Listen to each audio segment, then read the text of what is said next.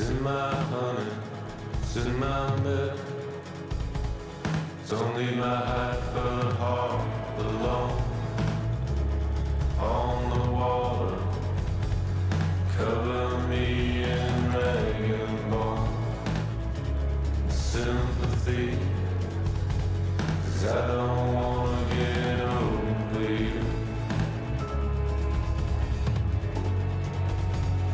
I don't wanna get over you.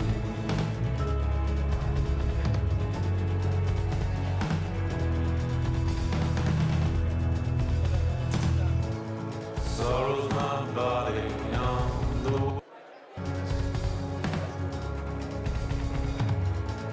sorrow's a girl inside my cage. Living a city sorrow bill. It's in my honey, it's in my bed. It's only my hyper heart alone on the water. Hi everyone. Cover me. So we're finally kicking off almost on time. This is the 7th time we're hosting a designing experiences meetup, and who has been here previously knows a couple of things about this. So there's always one thing we do not lack is content. So today we have 5 speakers and quite a lot of it. What we usually do lack of is space and oxygen. Yes. So how do we deal with both of those two? And most probably we'll see how it goes, but I'm pretty sure we're not going to have a break if we want to kind of stay on time. So regarding space, a few tips, like practical tips from a person who has been here from the day one. So there's some empty space here around the stage. Usually our speakers are pretty considerate when walking around, so we can still find some space on the right, on the left, and then just if you're not too shy of sitting down on flat earth, so there's a few bits of square meters here. Regarding oxygen, this is a good tip to just walk out, go to the loo, catch some fresh air, and somebody else is definitely going to take your place. But that's how circulation works. So, I mean, you give some, you take some. So those are the general rules. This is the 7th time we took some break. We took a break with this. Now we're back on track. And a few words, since lots of speakers, I'm going to just highlight a few points. So tech team leadership is the topic of today. And we will be covering lots of angles: culture, talents, organizational design, and remote organizations as well. I'm really happy that I'm making these intro speeches shorter, and this time I can definitely say that I really don't need to introduce any of the people who are here going to be speaking on the stage today. So I'm really glad, so I don't have to elaborate on any of those. So we have the best of the best. We have quite a selection. These are topics, a few technical things. We're going to have a Q&A sessions after each of the talks. The usual pretty formal standard. You have the link in Slido. That's the room number. This is where you can go. And please go now, because we're not going to be returning to the slide. So either take a photo or use the mobile device that you have, whichever iPhone model that is. And if you're too shy to ask a question, so just upvote the ones you find most relevant, because we won't have enough time. I'll be just taking into regard the public opinion. So you find a question that's really exciting, and you want that answered, upvote it, and it's definitely going to come out on top. So that's the technical side of things. So coming back to the list, so today we're going to, Mindaugas is going to set the stage, set the stone, and do everything, and the rest of us is going to follow. So the first presentation, the first 2 ones, the ones that set in stone, is Mindaugas is going to open up, and Olegas is going to be the second presenter today. So welcome to the stage, Mindaugas Mozuras from Vinted. Big applause. Thank you.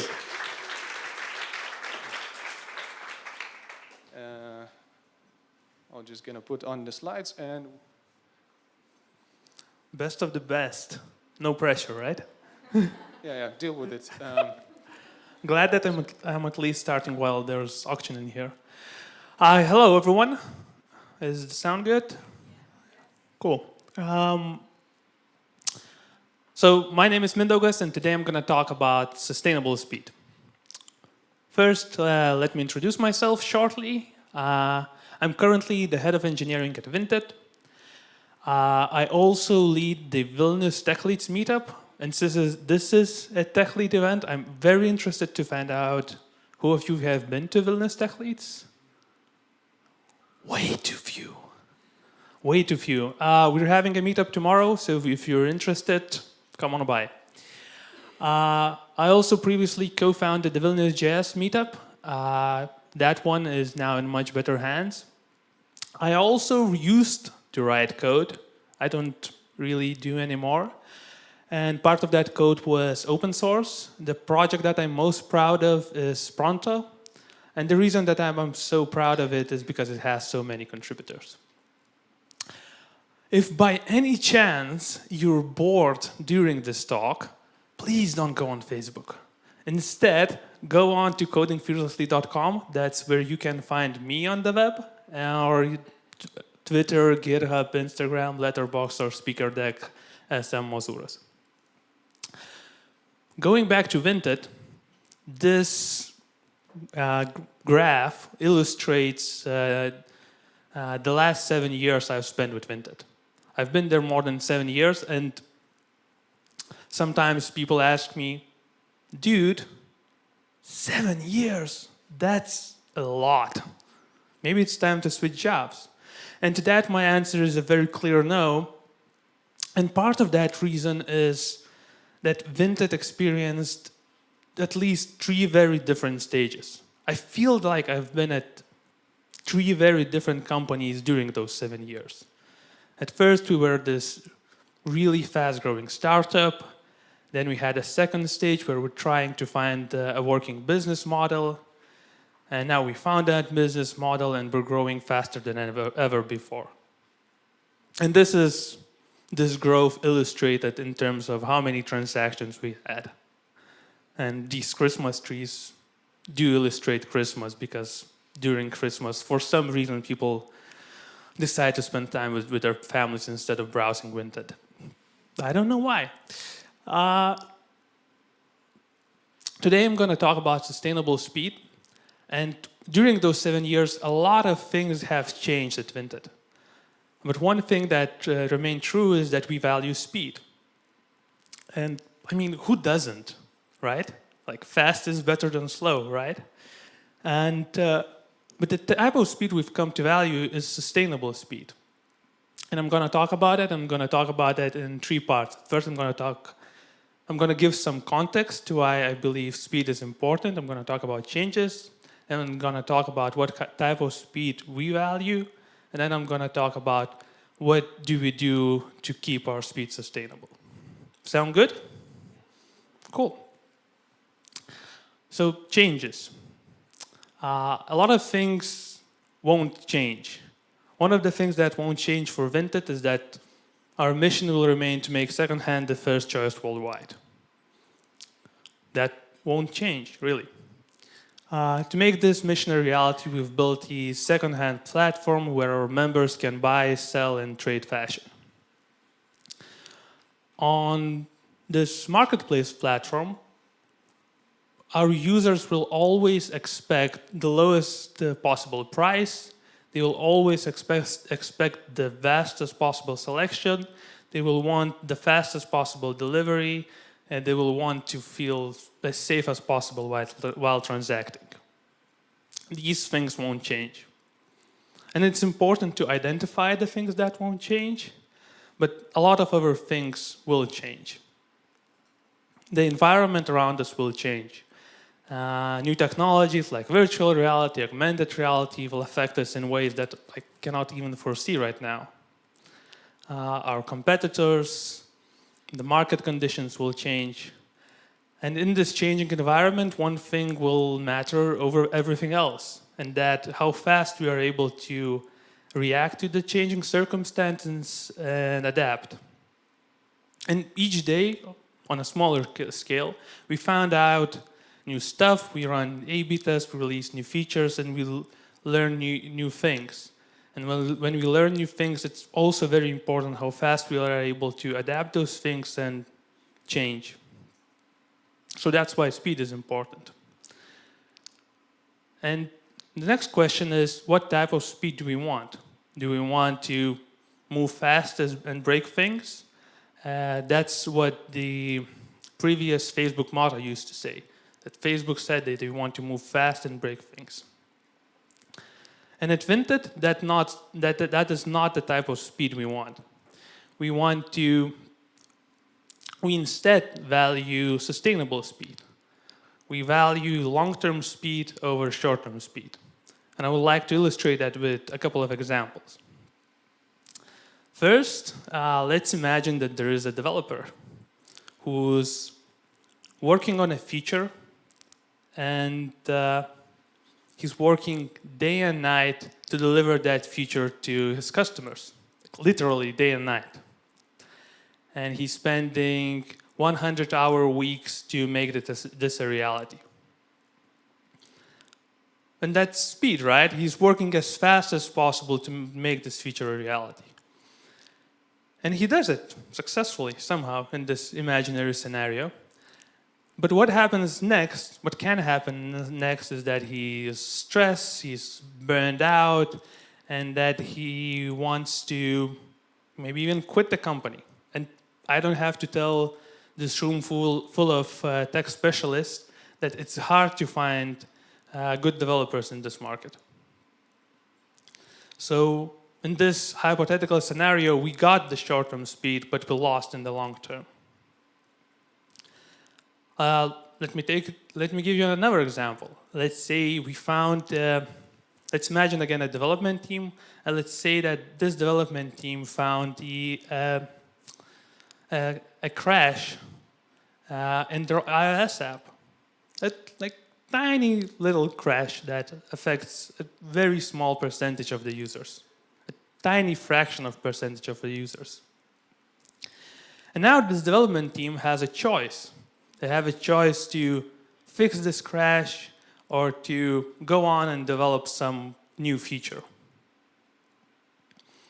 And if this development team chooses to develop a new feature, what happens in 3 or 6 months when there are more crashes is that they end up in a situation where they have to fix that crash or some other crash. And to fix that crash then costs a lot more than it would have cost immediately. The knowledge is lost. It's harder to find the root cause for that problem. And again, like in the first example, we won in the short term, but in the long term, we lost.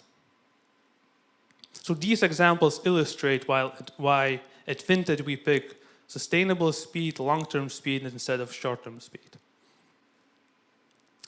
And I should have flipped the slides at some point during these examples. And you might ask me, like, Mindaugas, you're talking about sustainable speed and long-term speed now, but would you have picked, did Vinted pick sustainable speed when we were just a small company? And the truth of the matter is that we pick sustainable speed more often now than we did then.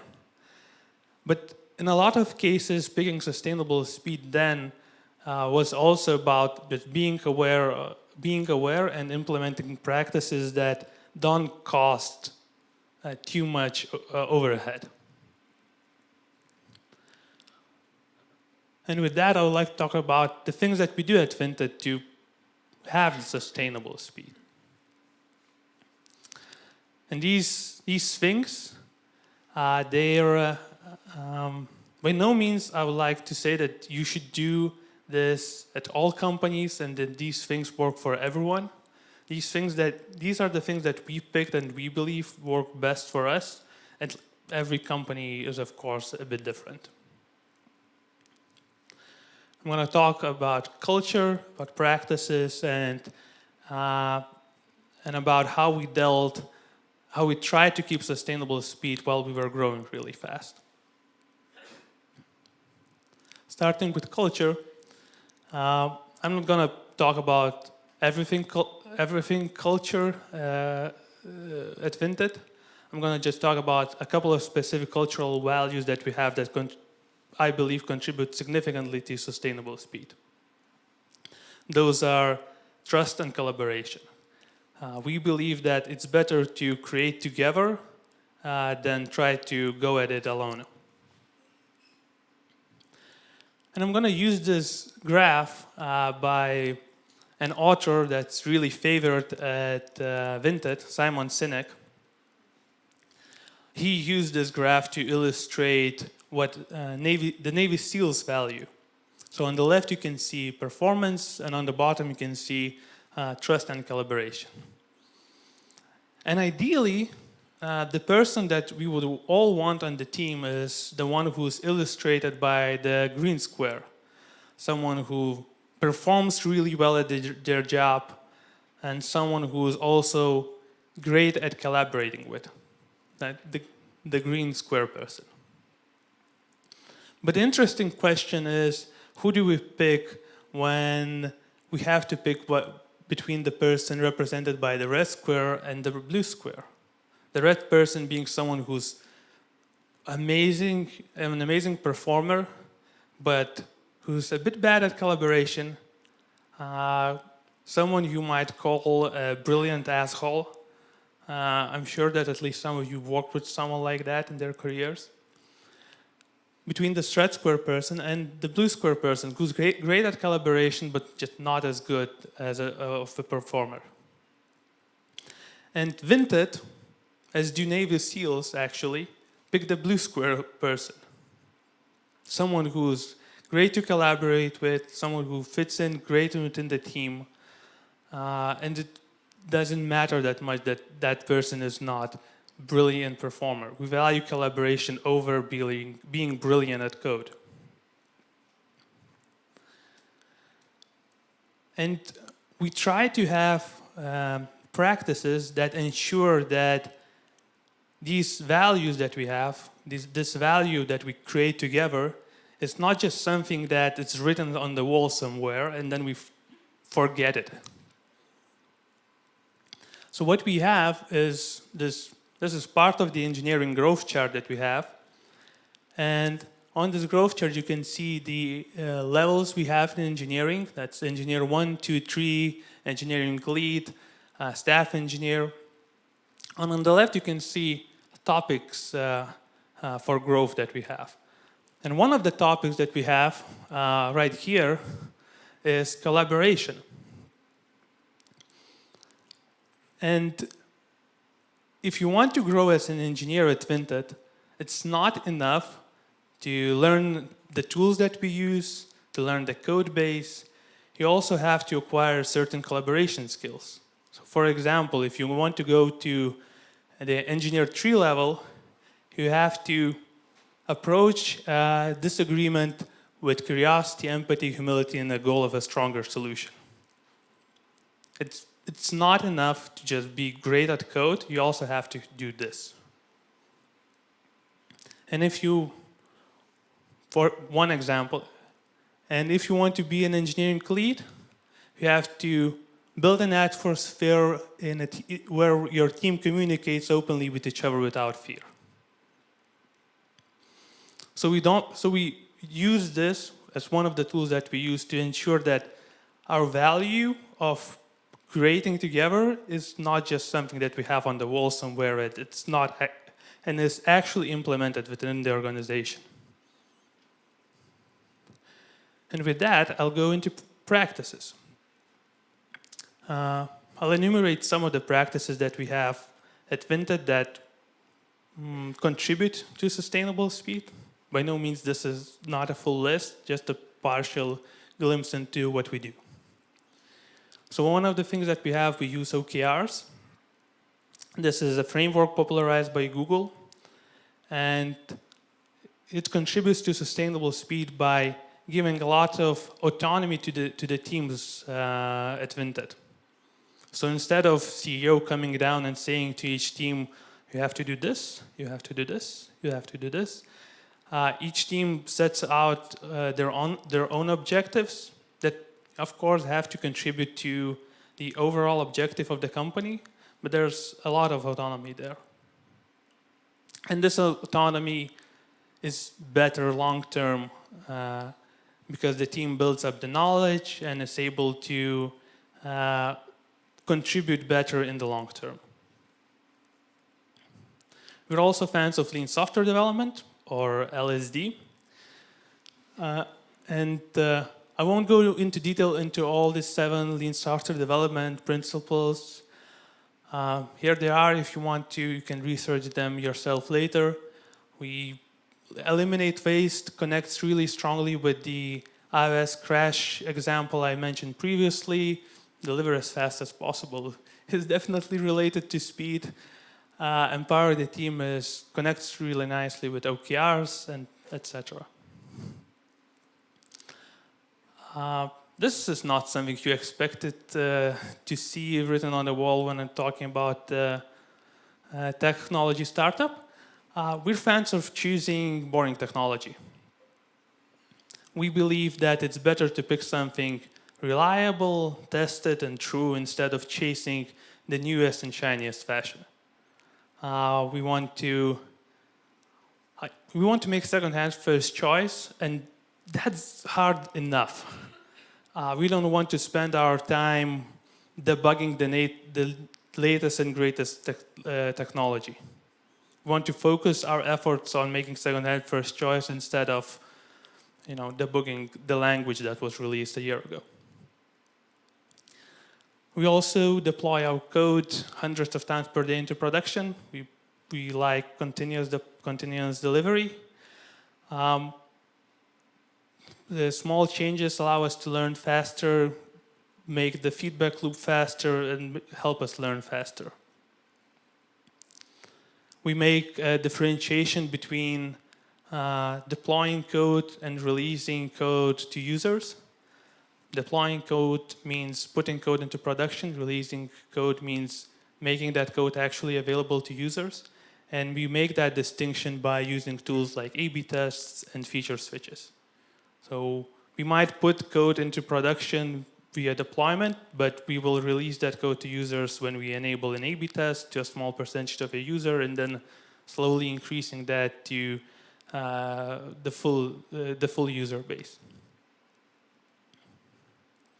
So those were some of the practices that we use. And finally, a bit about growth. So Vinted grew quite a lot during the last couple of years, as you've seen in that chart I showed at the start of the presentation.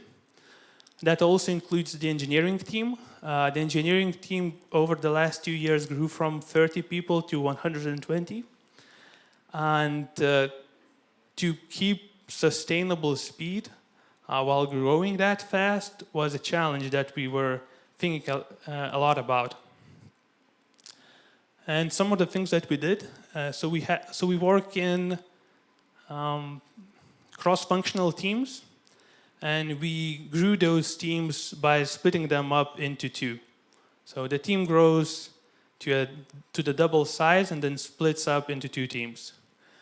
And we made sure that each time we split up the team that grew that way, we would split those teams up as equally as possible, meaning that those teams would be as equal as possible in terms of seniority and in terms of how much time they've already spent at Vinted, how much institutional Vinted knowledge they have. And that would allow both teams to perform as best as possible and to continue going fast.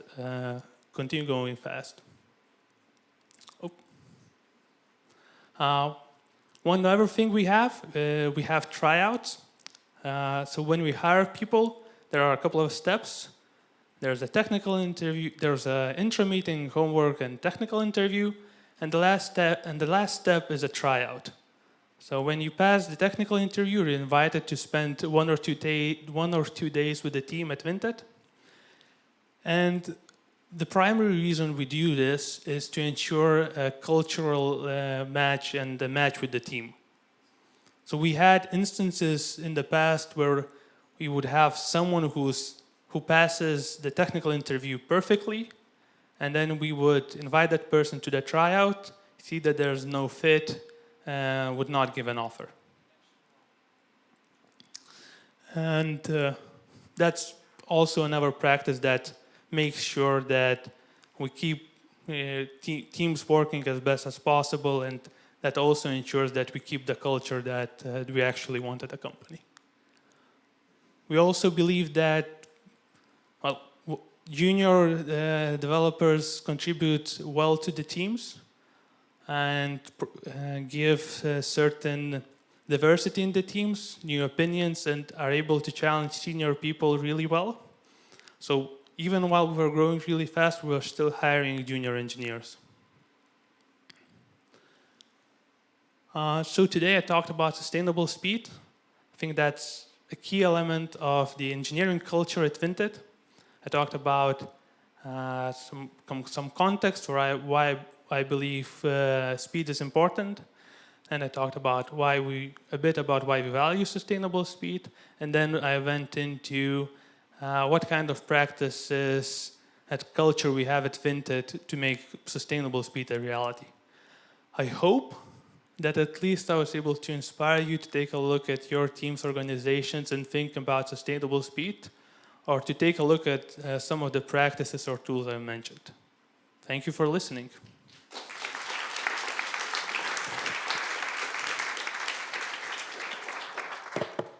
Please don't run away. We still have a few questions. Okay. So if you wanted a scientifically proven space in your presentation that really triggered the audience, so that was the mention of OKRs.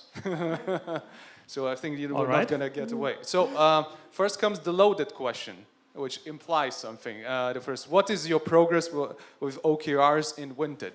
Which is progress, most probably implies that you're not having fully implemented, it's not fully functioning properly. And it follows up and says, are you still using it for overall performance management? So first, absolutely, I don't think that we're perfect at OKRs and there's room for improvement. I think we've gotten better over the last 2 years that we've been using OKRs. We'll still see ways where we can improve. I think some of the parts of the organizations like product and marketing use OKRs really well. Some other parts of organizations, including engineering, we're still learning some of that. And the second part of the question was about... Are you still using it for overall performance management? So we use OKRs to view the performance of how the organization performs, but we don't use them to manage individual performance. So if there's a performance review and you did not reach your OKRs, that does not impact your performance review. For example, you might have set out a very ambitious OKRs, and you did not reach them because there were some external circumstances. So OKRs are by no means a perfect tool to manage individual performance. Okay, and just kind of leading up to the next question, it was even more specific than that, which asked, could you give us any specific examples of OKR definitions or anything using at the moment? Okay, I'm going to pick something simple. At the top level, our CEO has an objective to win Europe, and he measures that by a couple of key results. For example, one of them is market share in the countries that we're focused on that quarter. At engineering level, one of the OKRs we have one of the objectives we have is to grow the engineering organization, and one of the ways we measure that is by headcount. Okay, a fair and simple example of OKR application. Now, to the more conceptual part of the questions, I was really, when listening to you, was wondering how late in your career did you come up with the concept of sustainable speed? So this is a concept we defined with the team, I think, 3 years ago. So this is something we sat down, thought about, and defined that, okay, this is sustainable speed. I think that we had that before that, but we made it really specific and written up and clear as much as we could. was there any event, an occasion, something that happened that triggered this, or was it more like a natural evolution of thinking about delivery speed and other things? There was no like big event that caused us to sit down and do it. There were questions, and we wanted to clarify that there were new people coming on board, and we just sat down and tried to answer that question. And through trying to answer those questions, we clarified the overall way we think about engineering and fintech. And a bit more practical question. I really was excited when you said you want to talk about speed. And it was kind of unexpected from a perspective that usually the tech part of the company avoids the question of speed, because it always brings up the expectation of increasing the speed of delivery, delivering more and quality stuff in shorter period of time. And when you bring up the topic of speed, like really everyone's really excited. Yes, we should increase it. And would you have any practical tips of how to approach the question of speed within an organization, especially if you're representing the tech side of the company? Well, I think that the answer actually lies in the question you just gave. I don't see that quality and speed are something that are opposed to each other. You have to have, by building quality in, you can achieve more speed. And I think that talking about it that way, and talking about from what kind of, other parts of the organizations definitely expect speed from engineering. And I think that the best way to talk about speed with other parts of the organization is to not run away from that question and be very clear about how can we achieve that speed through building quality in, instead of, speed is something that, instead of thinking that speed is something that's achieved by dropping quality. Okay, so I think that's all the questions. So thank you again. Applause.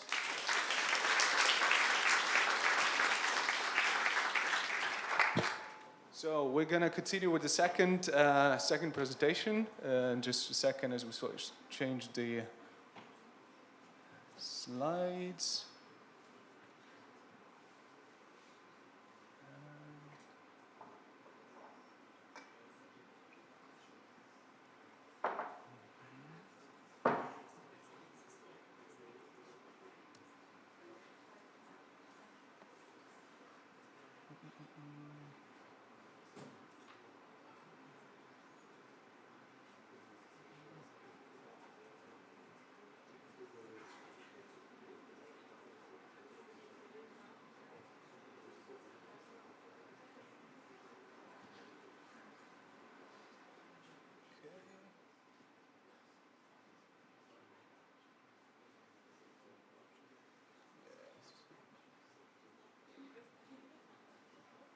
Yeah, finally we got this. And a very short intro for I haven't answered the question of why I actually picked this topic and started thinking that we should do a meetup on tech team leadership. And one of the reasons was very simple. That talking about tech team leadership was and is becoming a more prevailing question since in our region, most of the tech leaders have organically evolved into those roles, so have been pushed into those roles without really kind of upscaling with the needed skills to lead the team and to properly guide the team and to scale the team. And there are more and more people realizing that there is a gap in tech team leadership, and there are new people coming in with the new expectations for organizations. So Oleg is one of those people who actually are guiding fresh, new, and future tech leaders in kind of building up those skills. So one of the angles we'll be covering today, so how do you approach this from a learning and teaching perspective? Yes. So the floor is yours. Hello. One of my passion goals is to help product teams here in Vilnius to grow, develop, and to address specific growth pains. And if I ask you, what's the key element of a product team?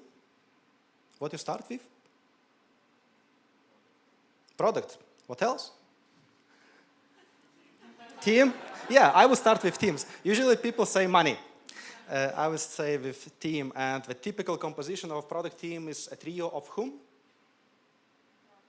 Product manager, who? Tech lead, and maybe developers later on, and designer usually. So this UX, PM, TL, trio is what makes a product team usually. And the important thing to mention that it's now easy to find a PM in Vilnius. It's relatively easy to find in UX. It's so bloody difficult to find a proper tech lead because nobody wants to be engineering manager, nobody wants to be tech lead. We have a lot of software engineers, we have no tech leads. And one of the things what I'm constantly looking right now for 2 years already is how to create the right environment, the right tool set for senior engineers to step into this role. So what happens today? Whole Europe, not just in Lithuania, we have more and more product teams.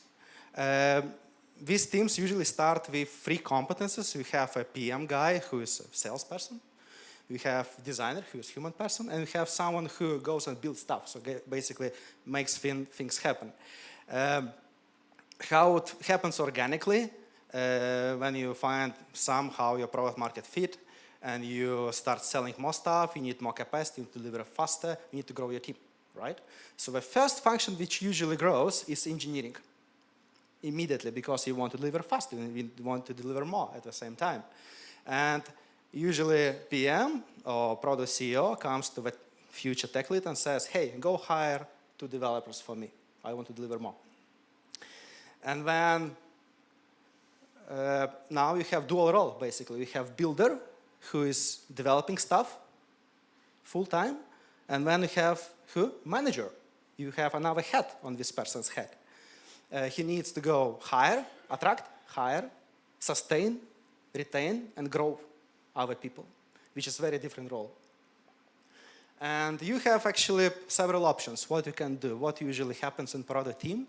The easiest option is just ignore the growth, which is hire more people, and you keep a flat structure. You don't have middle managers, you don't have ear here at all, you don't have this manager title at all in your organization.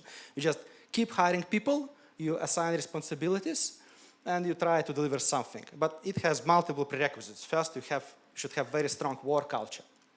Then you should have very strong people, very highly experienced professionals.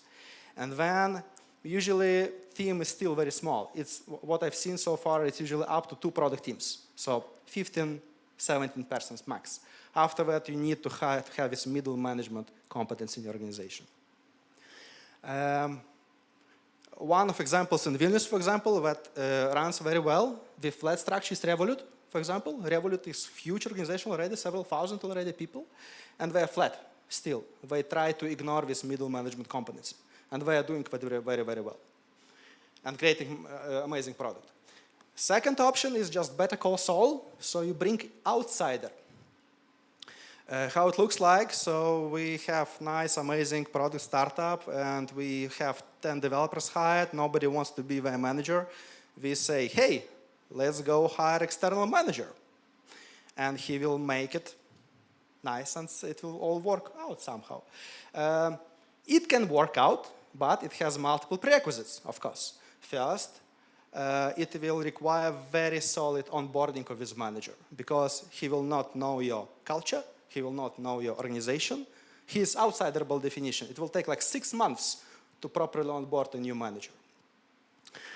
If you don't have onboarding program, if you're not ready to onboard him, if you're not ready to measure him properly, you will not do it successfully. So usually I always argue against this. So don't hire external people. Don't go for external manager if you can. And the third option is just take insider and just point a finger at a specific engineer and say, hey, now you will be a tech lead, like Mindaugas, right? Like it happened in Meetup someday. Then what happens next Monday when this person already appointed tech lead, he has this dual role immediately and he is not recognizing what changed yet. So why it's dual, especially for first-time engineering manager, it's very tricky because what I call he is still contributing manager, he's still, for example, writing code 8 hours per day. But then he needs to do one-to-ones, he needs to do hiring, firing, performance management, and just run from meeting to meeting. So 8 hours plus 8 hours, right? And it's quite tricky because this person, he didn't expect it and he doesn't know how to do it well. So here comes the technique I use, which is called situational learning. And I'm trying to experiment with this for some time already for managers. It works okay for specific situations, what I see already. I'm looking for specific scope to replicate from firefighters, from law enforcement agencies, from salespeople, for example, from customer support, because we apply this technique for many, many years already. And how we do it, for example, if you have a new salesperson joining your team, for example, Euroviston is doing that, right? So you go to a drugstore, you join another person, and he is a professional salesman, and he stays with you for 2 days, and he looks how you sell. When after the first day he provides you feedback, and second day you do the same, you just try to reflect the feedback. The same with firefighters. This is what these guys are doing.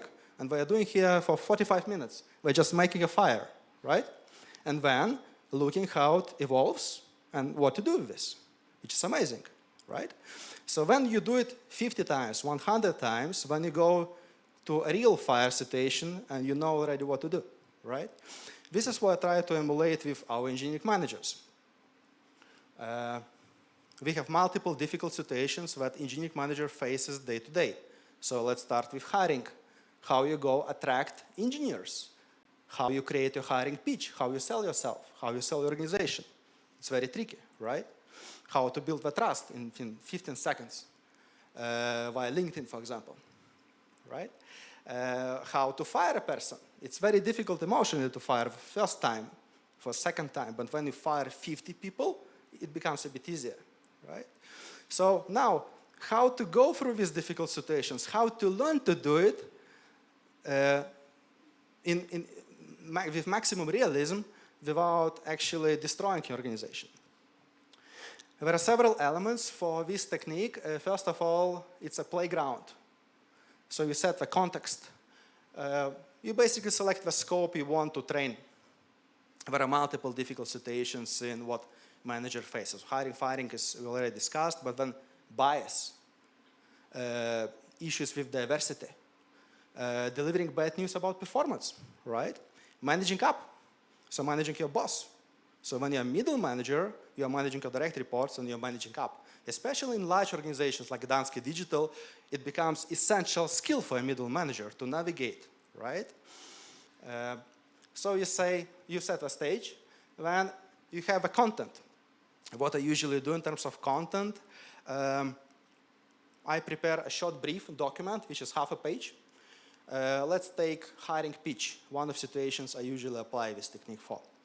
And we say, hey, this is Petras, he is senior developer. We get Petras' LinkedIn profile, we get his CV, and this is a real person. He is not, he is real. He is here in Vilnius, and this is his real name. So we have GDPR consent, if you ask. And he is joining me for this training situation. And we have several engineering managers, 3 to 4 usually, who go and try to pitch to this Petras to join a new product startup. So we have 3 fictional startups who are emulating actual startups who are now happening in Latvia and Estonia, but not here in Vilnius yet. And then we are trying to hire this person. First, you pitch him via LinkedIn, when you call him, when you ask him for coffee at Vero Cafe, and you try to inspire him to join you in 30 minutes. And then we see what Petras says. Right? So it's not gamification kind of scenario. It's not something fictional. It's real. Because this is real developer listening to your real hiring pitch, and he decides if he wants to join you or not. Right? So this is all about content. So we have a brief of a situation. You have real persons joining, usually of the same role you're trying to play through. And I try to create Easter eggs. So basically, when I have multiple briefs, I have brief for multiple engineering managers. They have missing information. They have misleading information in this brief about the situation. One of examples I like is delivering bad news about your performance. When you go into a room and you sit in front of a senior person, senior contributor in your team, who on that scale, what Mindaugas showed, he is high performance, but low trust. By definition. But his perception is very different. His perception is he is high performance, high trust. And you need to deliver bad performance news to him, right? So, and you see from within how it looks, how it plays through for like 15 to 30 minutes usually. What's essential? You have spectators around, other engineering managers who are learning from your experience because they will be next, right? It works very well because before they prepare in a group of 4 to 5 people and they try to understand the brief and create a tactic, how they address specific situation before going into the room. And then they provide feedback to each other, so how it worked through. So this is how we do it. Good thing about multiple people during the same situation, that you can repeat it 4 or 5 times in the same room during 2 hours. And then you can provide multiple feedback and hear multiple feedback.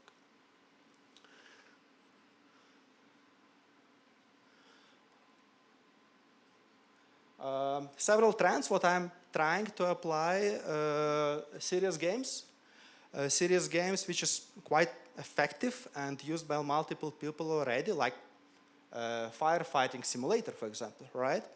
It's still a game, but it's not entertainment. First of all, it's fully multiplayer. You cannot play it alone. Like with real fire situation, you cannot play it alone. Like with real management situation, you cannot do it on your own, right? You need other people who you, for example, provide feedback to, and other managers who work together with a group. So it's fully multiplayer.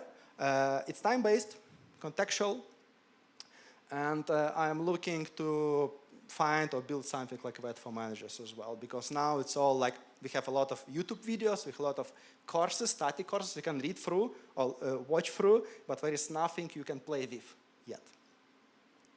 So serious games. What I started playing around during courses with professional acting. For example, when we have hiring situation and we want to play through hiring pitch and how to attract a senior developer in Vilnius, we've called call through LinkedIn. So instead of finding specific Petras and going with him through all the situations with the same person, I'm finding professional actor and I'm asking him to play a developer. And we create his LinkedIn profile and he actually acts. You call him, you try to arrange a meeting, you have calendar invite, you meet with this person, and you play through the whole situation. You still know that this is a fake, right? But it's so real, but it's almost not a fake.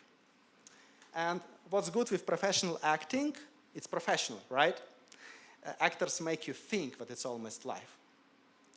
And one thing that I'm trying to implement this year is OTO, so online to offline. If you go back to this serious game, so instead of having a game, I want to have the game, like in that movie, right?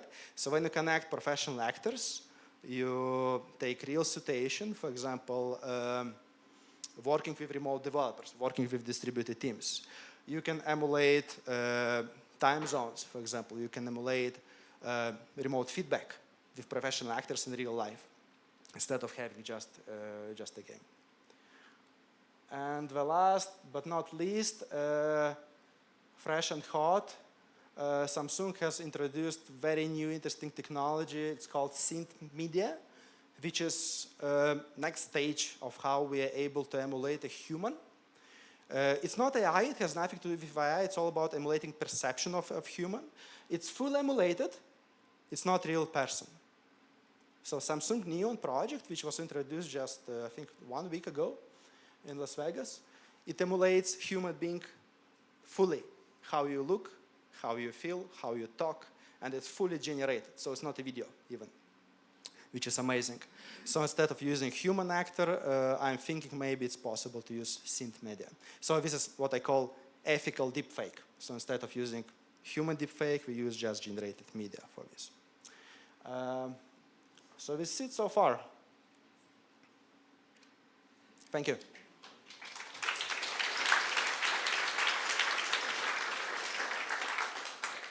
So the very first thing, I don't think that you calling PM basically a sales guy didn't go unnoticed as a comment. But it's generally just a comment, so yeah. But we have a question which goes as follows. Why do you think tech lead must be a manager? Why not hire just a good manager who take care of engineers? As I said, you can. There are multiple techniques how you can manage a team. It's better to acquire external competency when you know how to acquire and how you can onboard it. For example, it plays also the same way with any competency. For example, I need SRE, right? I don't have SRE in my team. So what do? I don't go and train someone in my team, and I don't appoint. I just go hire. But then it's all a matter of onboarding, how you include this new competence in your organization. With management, it's so tricky to onboard a manager successfully because it touches everything. It has so many touch points. So that's why. So just the success rate is so low comparing to training someone up from within the organization. That's why I usually suggest don't hire external manager if you can. Okay. Since you mentioned Patras so many times in your presentation, really curious. For lots of managers, the problem with representing company, hiring, communicating vision, etc., is that usually they don't know what they don't know.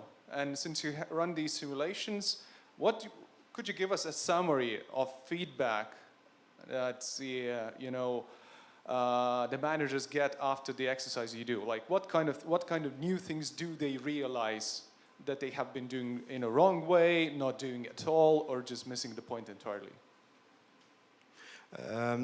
When we run these simulations with managers doing the course, for example, and when I do it internally for specific organization, for traffic, for example, at this point of time, so I'm just showing the tool, and then we do it constantly, like on quarterly basis. You don't do it once, you don't do it 5 times, you do it hundreds of times, right? So I'm just showing the technique, and basically to learn something, you need to do it hundreds of times, not just to look once, right? The same applies as with YouTube videos, it never works, right? The same with simulation, it will not work after 10 times. You need to do it constantly, and then repeat, and apply it on a regular basis, right? But is there like a pattern or a takeout? Like yes, it's takeout. If you ask about like what's the takeaway usually, yeah. The most important thing of feedback from other people around you, how you act, because it's very difficult to get actually. And when you have 5 other managers around you who say, hey, this is bullshit what you are saying, don't do it anymore, don't pitch like that before, like this. And when you start listening to them, because your direct reports will never tell you like that, and your boss will never see how you do it. Just your peers can do it. But so I think feedback is the most important. Yeah, I'm pushing you on a specific example. Like, could you give like the most frequent mistake? The most frequent mistake is thinking that what you are right and you know what other person understands your point of view. I think we all make this mistake constantly. For example, I'm coming into the room during one-to-one and I want to talk about your professional goals, your passion goals, and I already know the answer what you need to do, right? So this is like #1 mistake everywhere in every situation. And when you listen to this feedback multiple times, hey, you are not right, I have our point of view, you start listening a bit more. Okay, fair point. Point taken. Thank you for the presentation.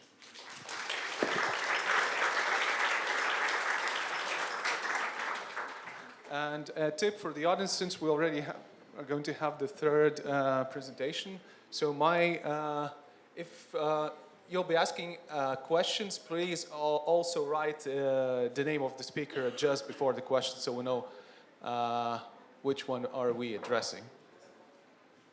So, just a second.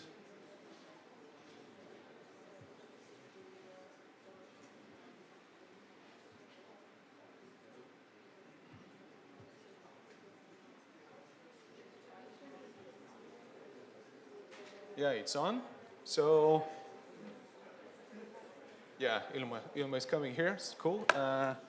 So here's our 3rd speaker. Please welcome Ilma to the stage.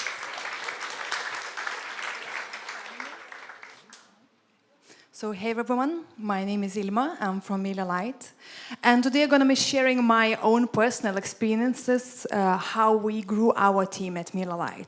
So this is the team. This is the most recent picture that we have, and it's from last summer when we had the last meeting with the entire team. Right now, we have more than 60 people working at Miller Lite. And I think the most distinguished feature of our team is that we are working remotely. So today in the office, I met 8 my colleagues, and the rest were somewhere around the world. Because of that, we do have some constraints and limitations in growing our team. And today I'm going to be sharing my own experiences and takeaways that I think could be used for any kind of team. So the first one is about remote. So remote is pretty trendy right now, right? We hear more and more companies saying that you can work remotely once or twice a year, a month, a week, whatever. And our first remote colleague, Silvestras, has joined us 6 years ago. He was working from Klaipėda, and he was doing customer support for our American customers. It meant he was working from 6 p.m. till 2 a.m. And it was our first colleague that we didn't meet in the office, because at that time we're a team of less than 10 people, and we are all in the same room, actually, in Vilnius. But together with the Silvestras, it was kind of a breaking point for us as a company to understand that he's not around, and we barely even speak with him online. And this is how we did understand that we have to change the whole mindset, the way we distribute information inside our team. Because if there's one empty chair, it means somebody's not there. And you have to record the presentation in the office, and you have to make it available for everyone anytime they want to see it. So right now we're using these apps to communicate. So Slack is for daily communication. GitHub is more for developers. I'm going to be speaking about 15.5 a bit more later on. But I think I'm the most excited about Notion. We started using it last year. And we use it to create our handbook. And this is the place where we kept all information about Miller Lite in one space. It doesn't matter what you want to see, like onboarding process, firing process, projects that we are working on, I don't know, vacation policies, anything. It's only like a small part of that handbook, and it's still ongoing process, and it's going to be ongoing process forever. But this is how, like, my colleague somewhere in Australia can access information, who is working on what, and how we are working all together. So the first takeaway for me is that if you want to work remotely, you have to go all in, because you can't be a bit remote, you know. If somebody is not around the office and they can't access the same information and they can't make an impact, it's not working. So this is why we hear a lot of real and successful stories in companies trying remotely and then going back to the office. So there's no a bit remote, so it's either remote first or not. And another takeaway, I think it's true for any company, is that you have to notice where the information flows and where it is, and if it's really accessible, because it's really like it correlates together with the team effectiveness and how you work as a team. Another thing that is pretty complicated when you are working in a remote team is having meetings. So this is why we're like really looking for workarounds, how to kind of make up some alternatives to the meetings. Because in my case right now, my colleague in Australia, she's still sleeping, and my colleague in Chicago is eating breakfast or lunch maybe. So it's really hard to make a meeting with the whole team when it's going to be 5 a.m. somewhere. So in general, we're not doing them.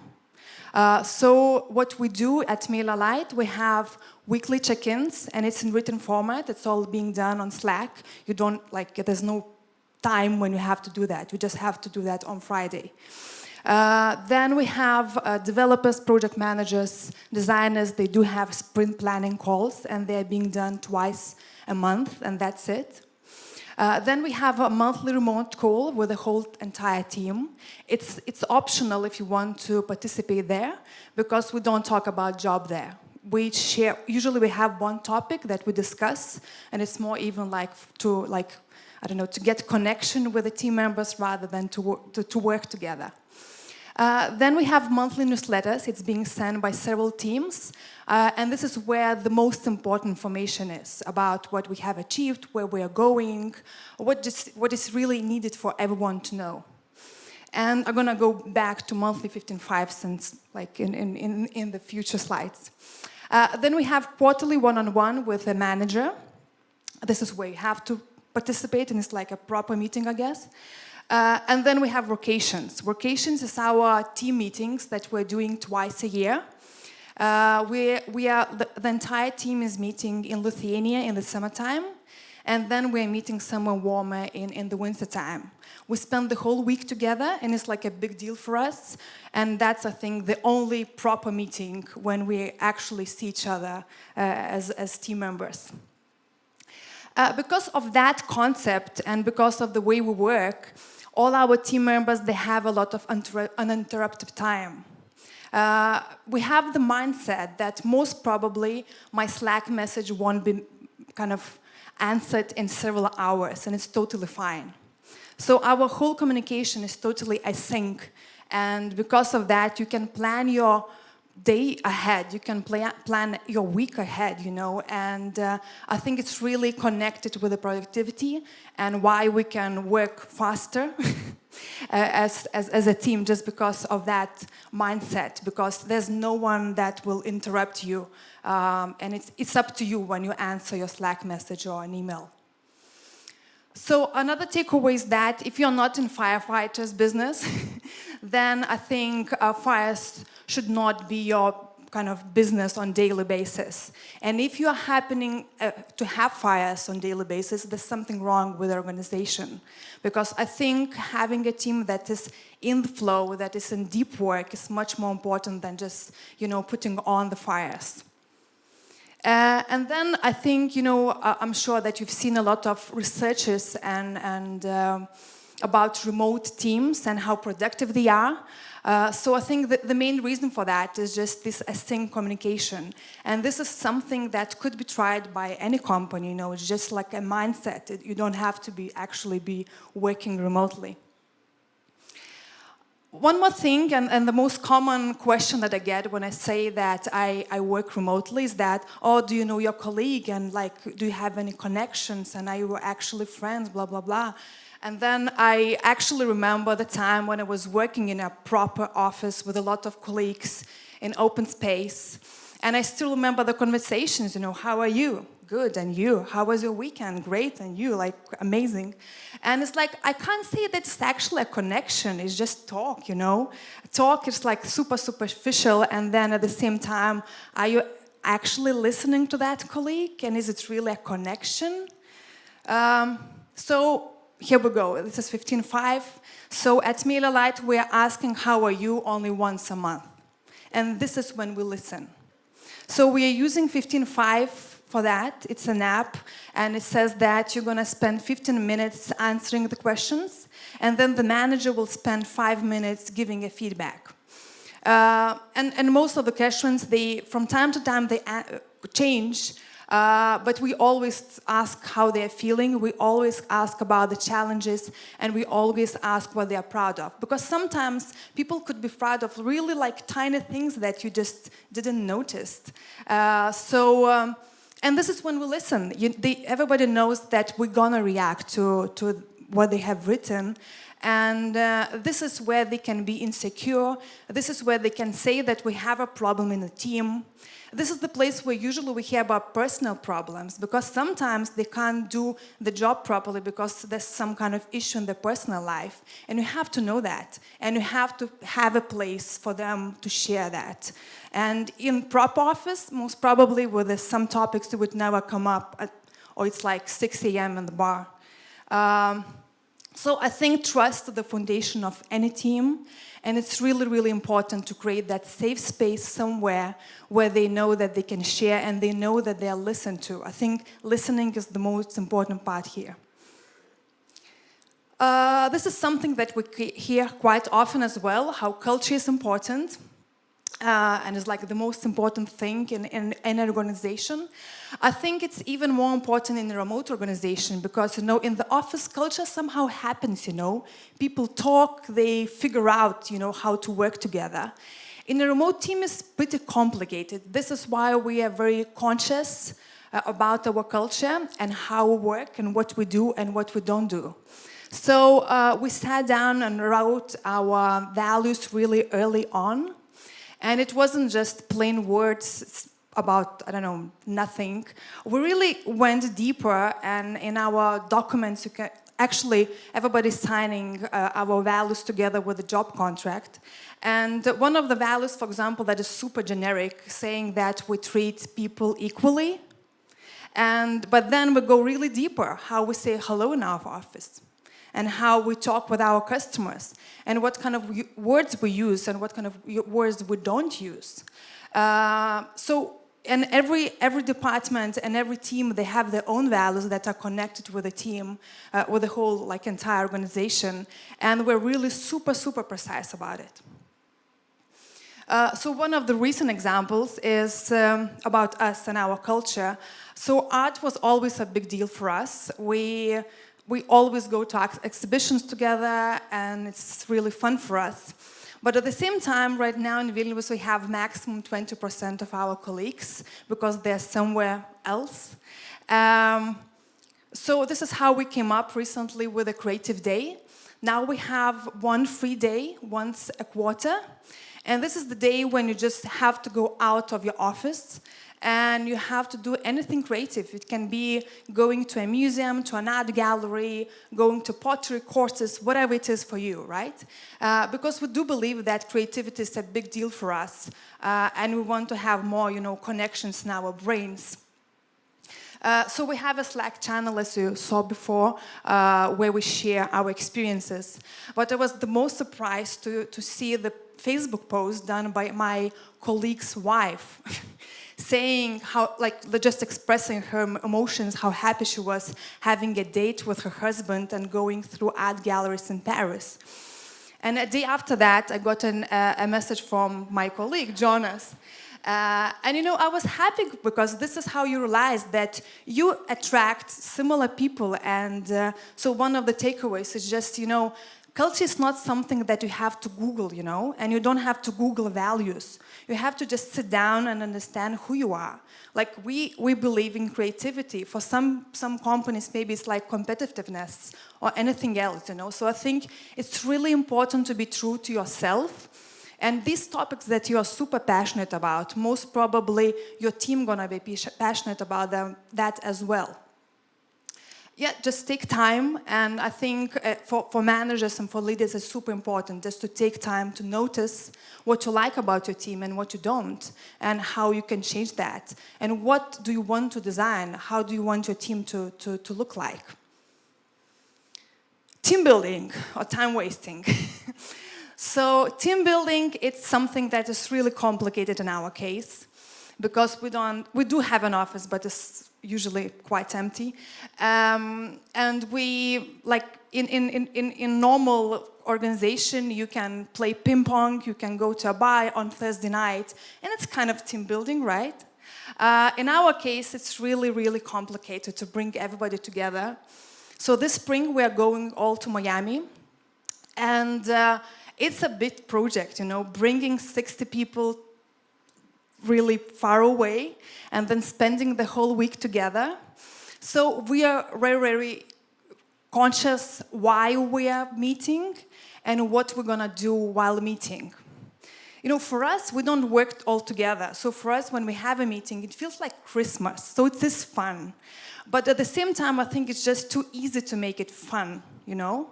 Every time we have a meeting, I don't want us to have fun. I want us to grow together. And this is why usually when we have a meeting, we're doing something challenging, something that is uncomfortable and something that we feel insecure about, because I think this is how you build trust inside your team. So last summer in Lithuania, we all sang sutartines. It sounds maybe like a fun activity, but I mean, we are not into singing. And it was really tough to begin with, and you know, to show your voice because you don't have any.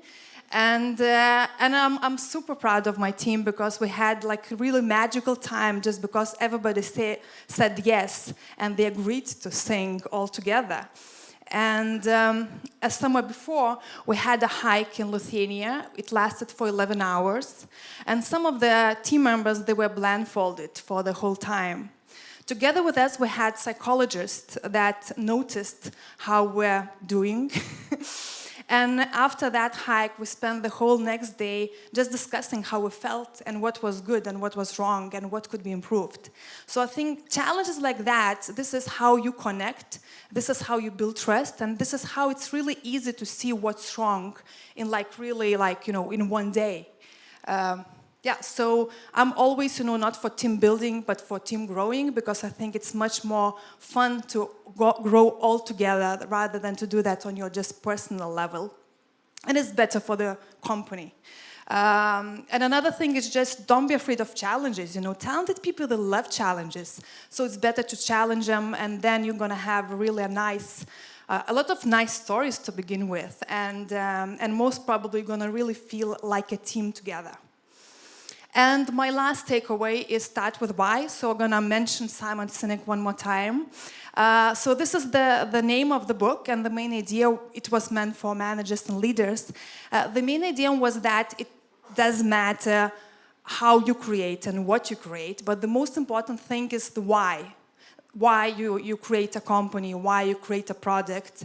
I think the same concept could be applied in hiring. Because it does matter who you hire and how competent they are, but I believe that it's much more important why they want to join your team. This is why at Miller Lite we don't accept any CVs. If you want to apply to Miller Lite, you have to create a newsletter using our platform, and you have to answer our questions. This is how they get to try our product. This is how we see if they can actually write, because we are all about written communication. At the same time, this is how we find really motivated people, because it's like it takes time, you know, to create a newsletter, right? And talented people, they love that, you know, just give them the challenge and they're up to that. And I was really surprised by that, because when I introduced that tactic, I don't know, maybe 4 years ago, everybody said, come on, developers, they don't create newsletters. They do. And at the same time, when they accept the challenge, they read much more about the company. They read who we are and how we work, just to understand if we are the right fit for them. So we are super transparent and write a lot of content about our culture on websites, so that we would hire and we would attract the people who are really right fit for us. So this is the acceptance rate for us at Miller Lite. Last year, we hired 37 people, and they're all still with us, and we are really happy having these talented people from all over the world. And and people love applying and sending newsletters. Email marketing is not dead. And when you hire somebody that knows why they want to join you, it's much more easier to work, because it's really connected with the self-motivation. So, for example, Megan, she joined us because she wanted to travel the world and she wanted to live in different places. And she's super happy right now, and it's even better because she's happy publicly, and we can hire more people. So the last takeaway is that I think it's much more important to hire for values and self-motivated people, because it's something that you just can't change. So thank you. If you do these things, you're gonna go high with the whole team. And this is like all the takeaways if you want to take a picture. Thank you.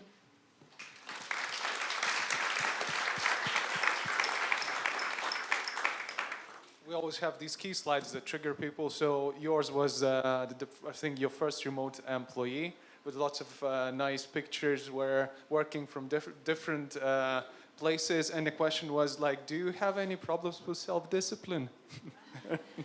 Well, no.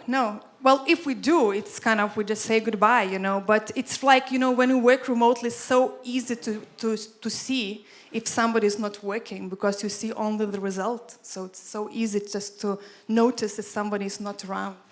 Do you have any like practical tips or help if somebody writes to you in a monthly overview that I find it difficult to focus. I need some help with, with the discipline part or something. Do you have a recipe or something? Well, usually when we hire somebody, we are really like precise in explaining what working remotely is. And if we can, we always select somebody that has already some experience in working remotely, because it is kind of special set of skills, I guess.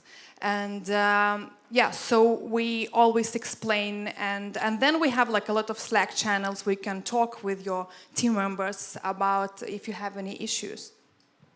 Cool. Tougher question. This was a fun one. As we spoke previously, you said mostly all of the organizations are kind of semi-remote organizations now. Well, we have an office in Vilnius, we have an office in Kaunas.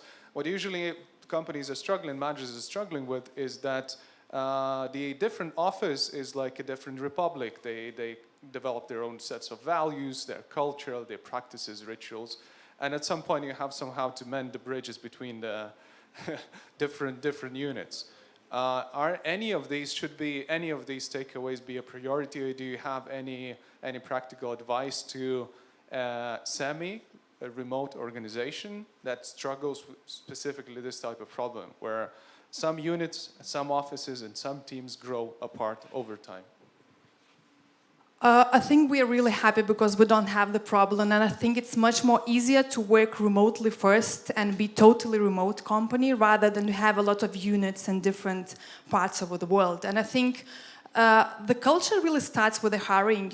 If you select the people who just understands why you are working the way you work, then at least it's like good beginning, and then it like roll on with it.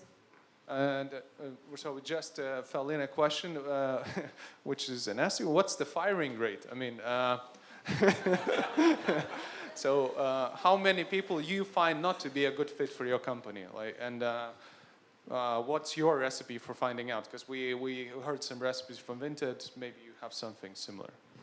Yeah, like even remote culture, somebody like they just don't get it, or they want to have all the meetings. So we did have some goodbyes connected with that as well. But usually it happens early on, when we just, see if we can work together and if our concept could be, is it like a right fit for that person? So, I mean, I don't know like the firing rate, but anyway, it's not bigger than acceptance rate. Cool. So thank you very much. As Olegas have said,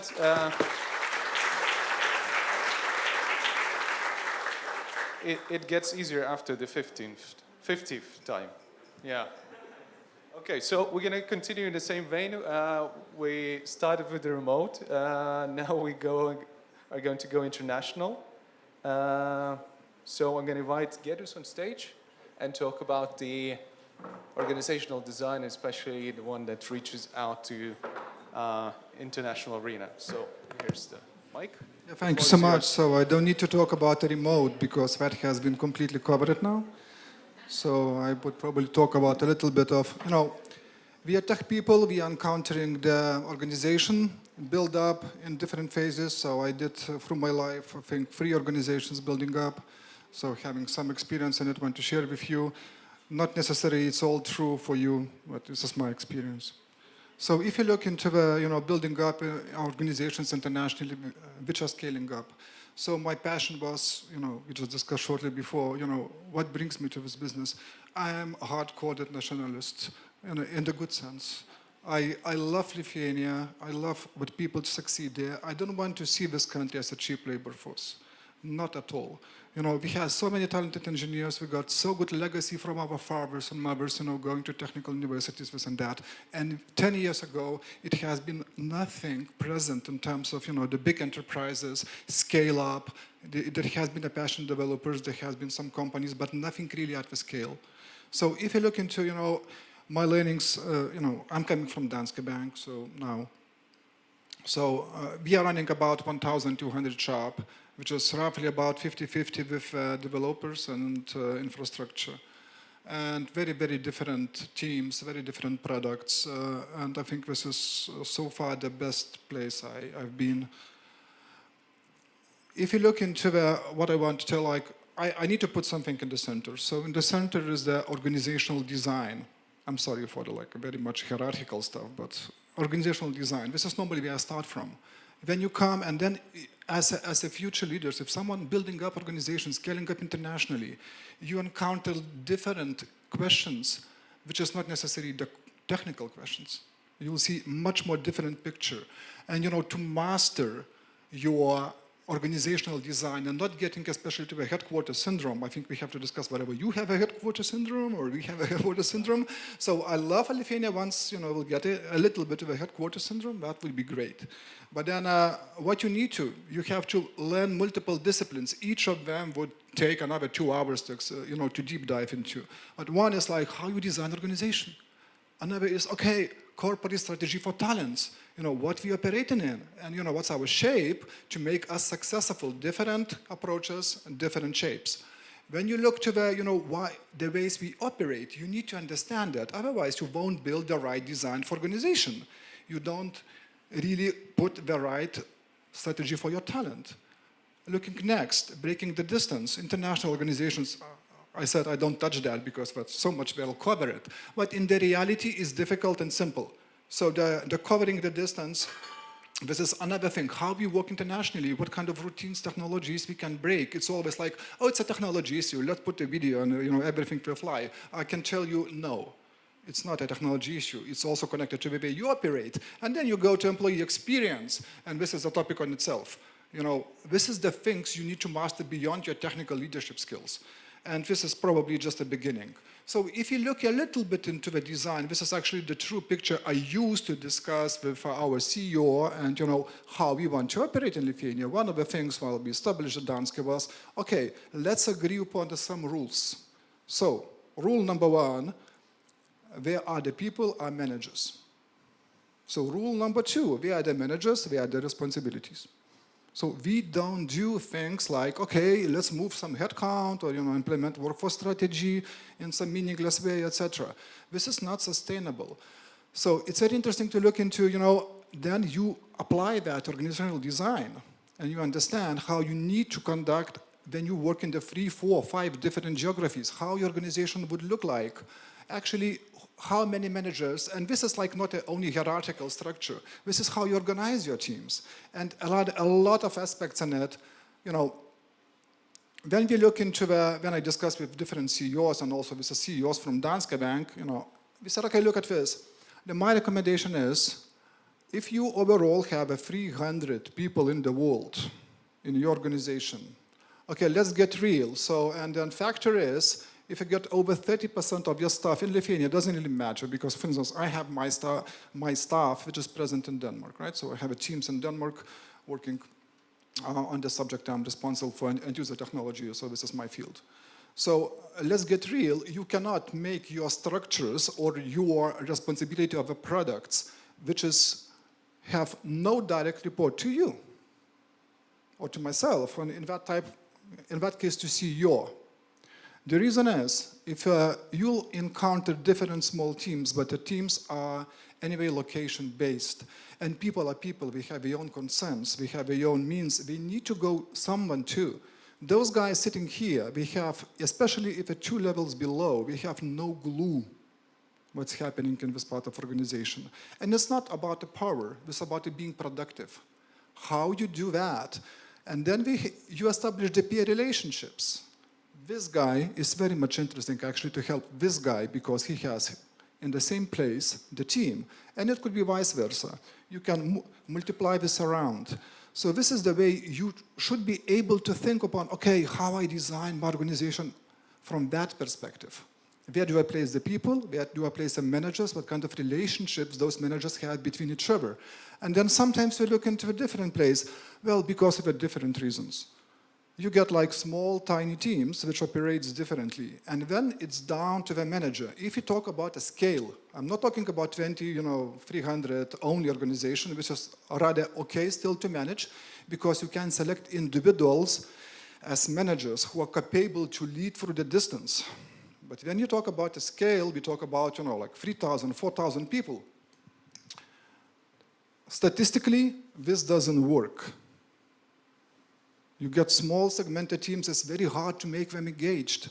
We've been measuring the engagement levels and the attrition rates, actually. Guess which organization has the biggest? This. Less than that, and sometimes you don't have enough seniority to step up from the different countries, but I still would recommend, if you design this organization, choose your local anchor, choose your person go-to in that location, and plug him to your management team. The reason is, as soon as he understands your strategy, he's able to cascade the feeling, culture, and the strategy within the organization, regardless how distant we are from the managers. So this is the very quick on, how does that look from organizational design perspective. Anyone have challenges like this, I would like to discuss, and you teach me, I teach you, so call me up. I'm on LinkedIn and somewhere, I think so. So then the design, what is your corporate strategy for the talent? And that very much depends on, I just listen, like how fast you want to go. Do you want the results now, or do you want to be more sustainable because you anticipate a high competition in the market? So where the universities comes into the play, this is like a juniors, the universities are here. The beauty of that pyramid is big companies like us could afford actually to build up the pyramid, which is based a lot on juniors, then a little bit medium, and then senior guys. The reason of the beauty of that is, imagine how career model progress in such organization like this, right? So you make people happy. It's so important. You make people happy because they know we will spend some time here. It's a massive opportunity to move up. And the beauty for organization is another win, is what a lot of talent you source from within with a cultural fit. You know who are good guys, who are the bad guys, right? So you know where to develop them. It's like very easy to recruit. And more you source from within, because you get a lot of guys from universities, less you are dependent on the market. I can say, I don't care about the market. If you get like massive influx from the bottom of organization up, it's fantastic. You're not dependent on the market, your failure rates are low, and you can implement the pretty good actually performance management. And if you look from what's happening, what's the downside of such a structure? Guess what it is?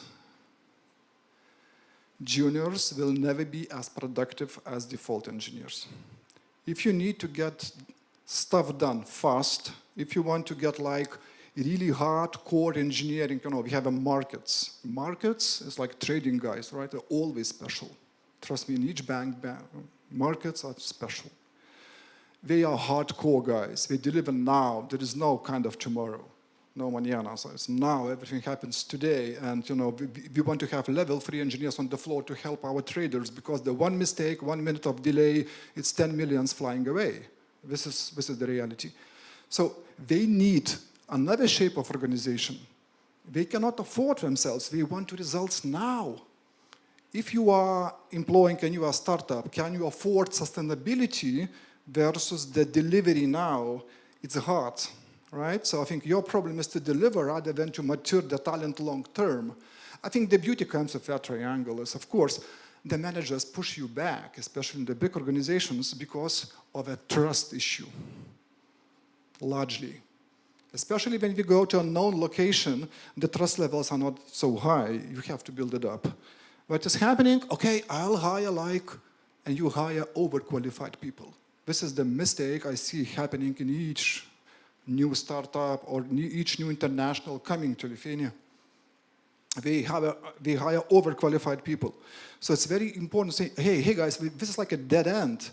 The thing is, your attrition rates will be like 30% in half a year, because those guys will suddenly understand, okay, it's not a job for me. You have to be real. So in the reality, this is my desired. This is our real picture. What is happening, we got a lot of growth from the juniors to default level engineers or developers in very short period of time, because their development pace is faster.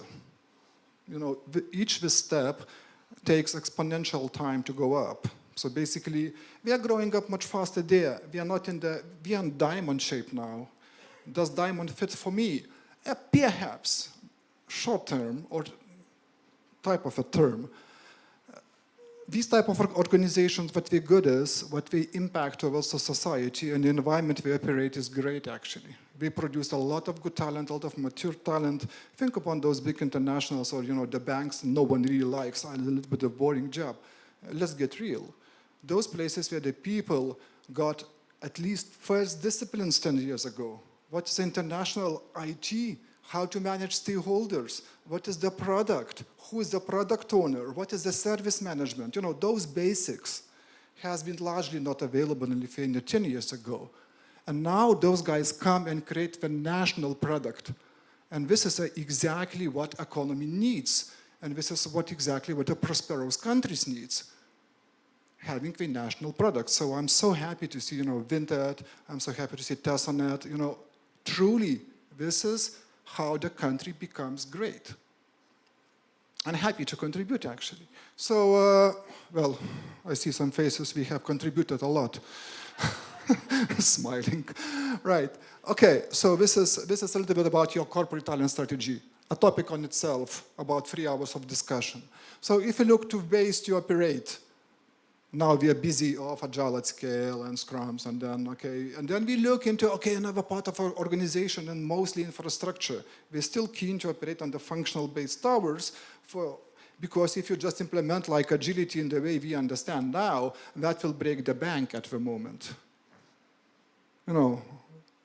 CI/CD, okay, fine, but once the changes goes without a change approval, before the trade is executed, the things get broken. The price is huge. So I think we will get there.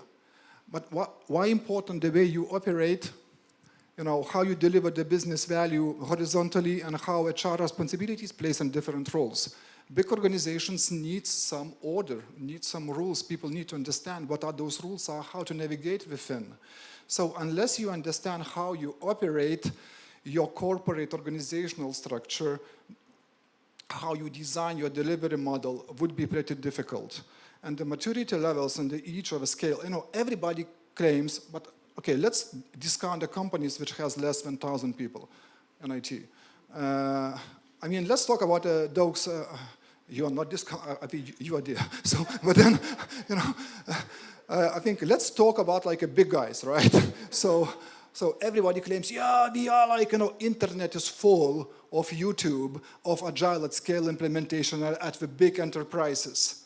I can tell you, if you go there and assess what's really happening, you'll see, okay, in development areas, yes. If you go to infrastructure, 90% it's a marketing. So let's get real and understand why it's so difficult. There are certain things which are difficult to implement, especially in the very highly controlled environments where you need to be very, very predictable of what happens with your infrastructure. So another thing is breaking the distance. I thought I will not cover it, but it's my favorite topic because I'm in charge of end-user technology in Danske Bank.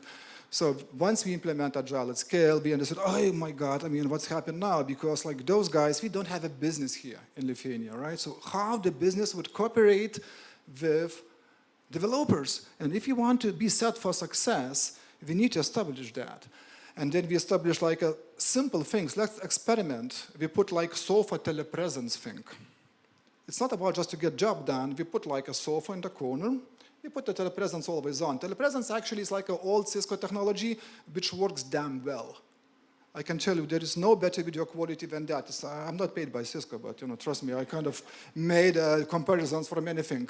It matters how the people look. Of course, you had add on top of it the processes, the routines, the all other things. You need to get team cohesive and together and the same feeling. But the sofa telepresence was like a blast.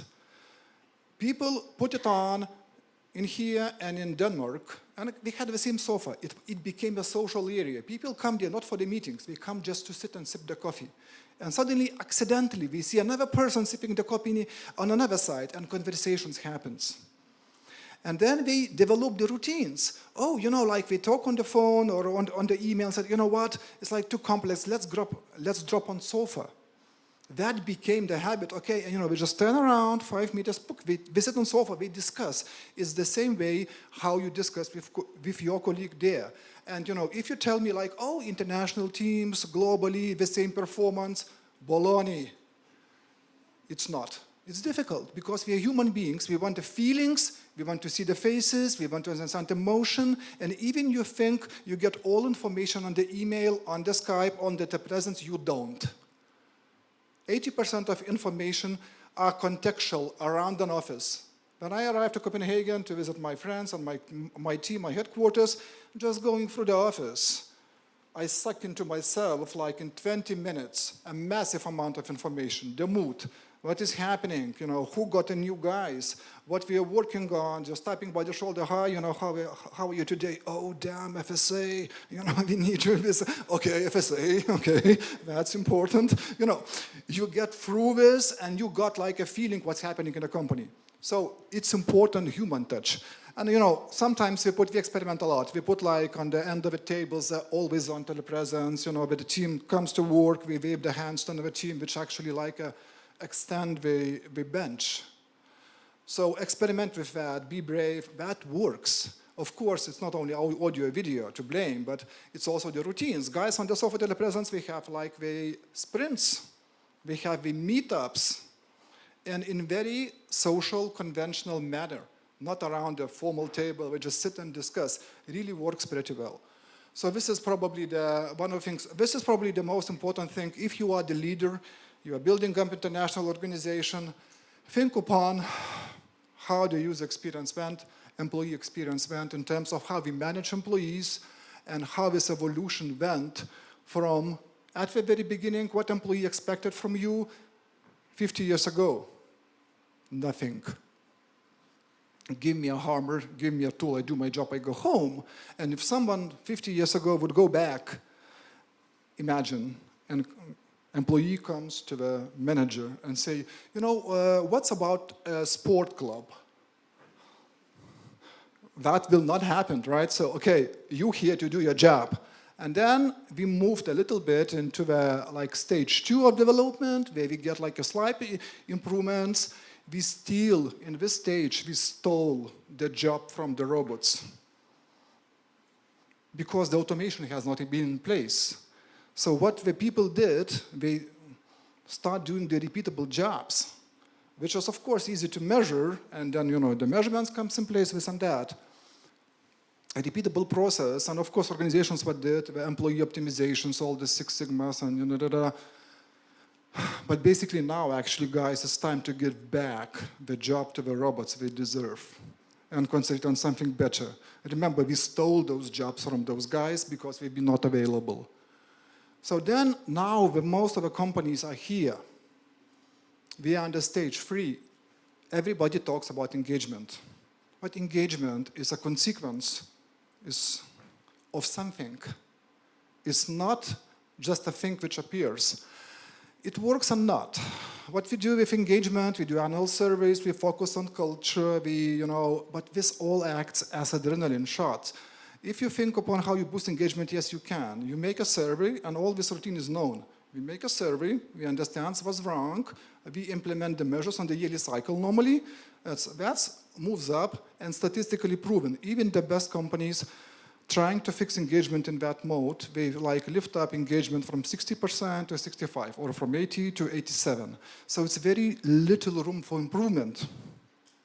So they don't, he didn't hit it. Still the goal exists. Of course, engaged and happy employees are more productive. You don't need to, force yourself to go to the job each morning with this misery. You want to go to the job each morning. That would be a desire.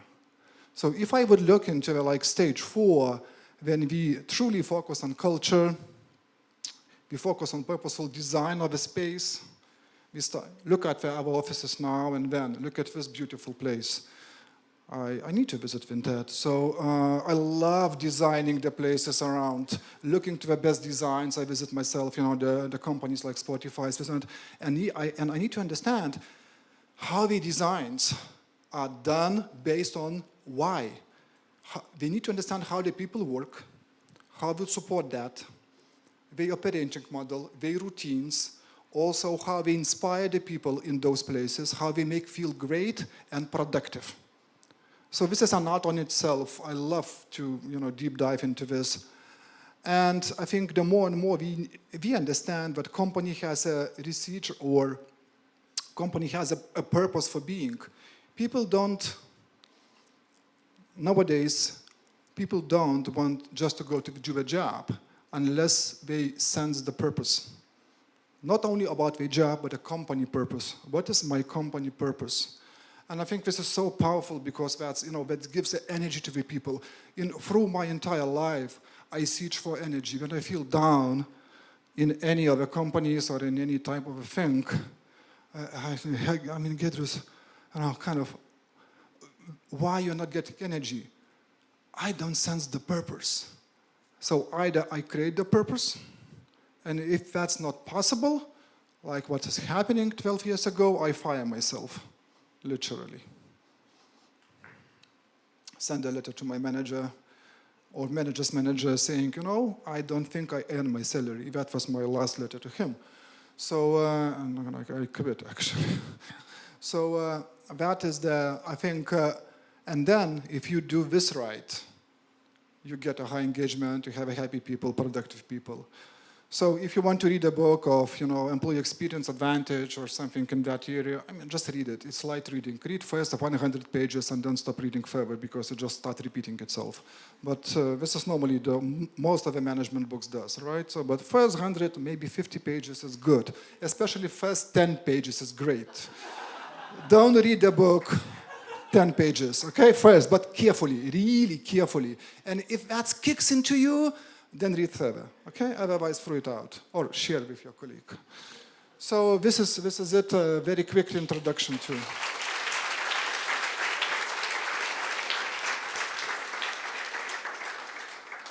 So one big but extensive question. How do Lithuanian managers in the tech industry measure up against international peers?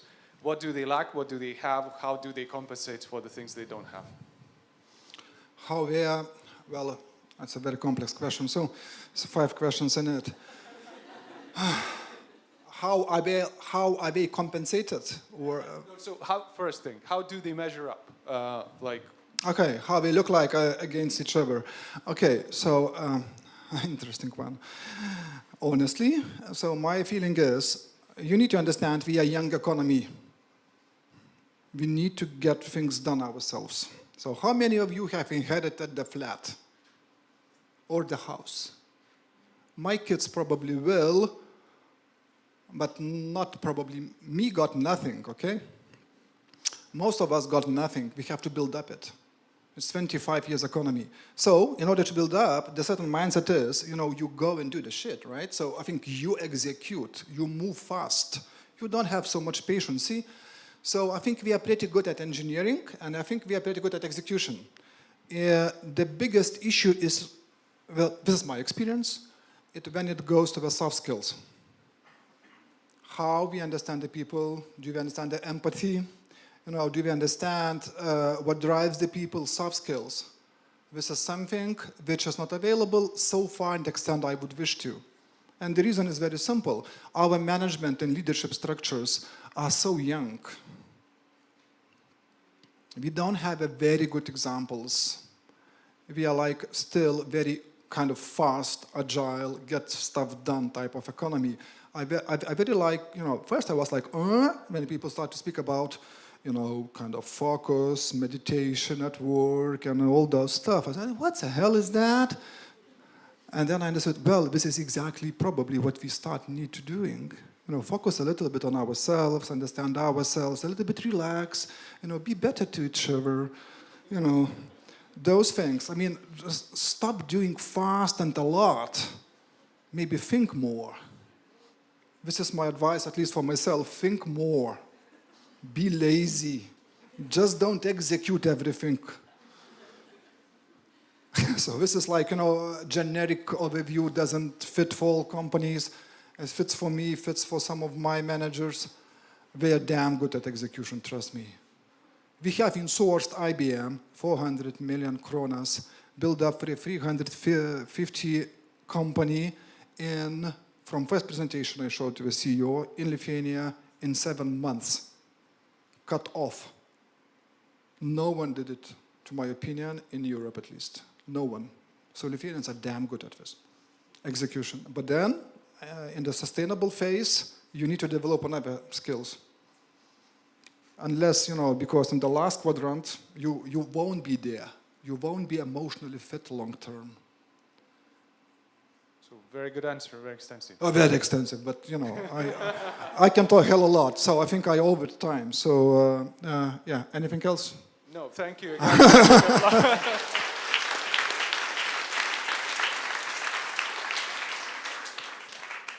Though I think if you frame the question, how many of you are waiting to inherit the flat? That might have been different.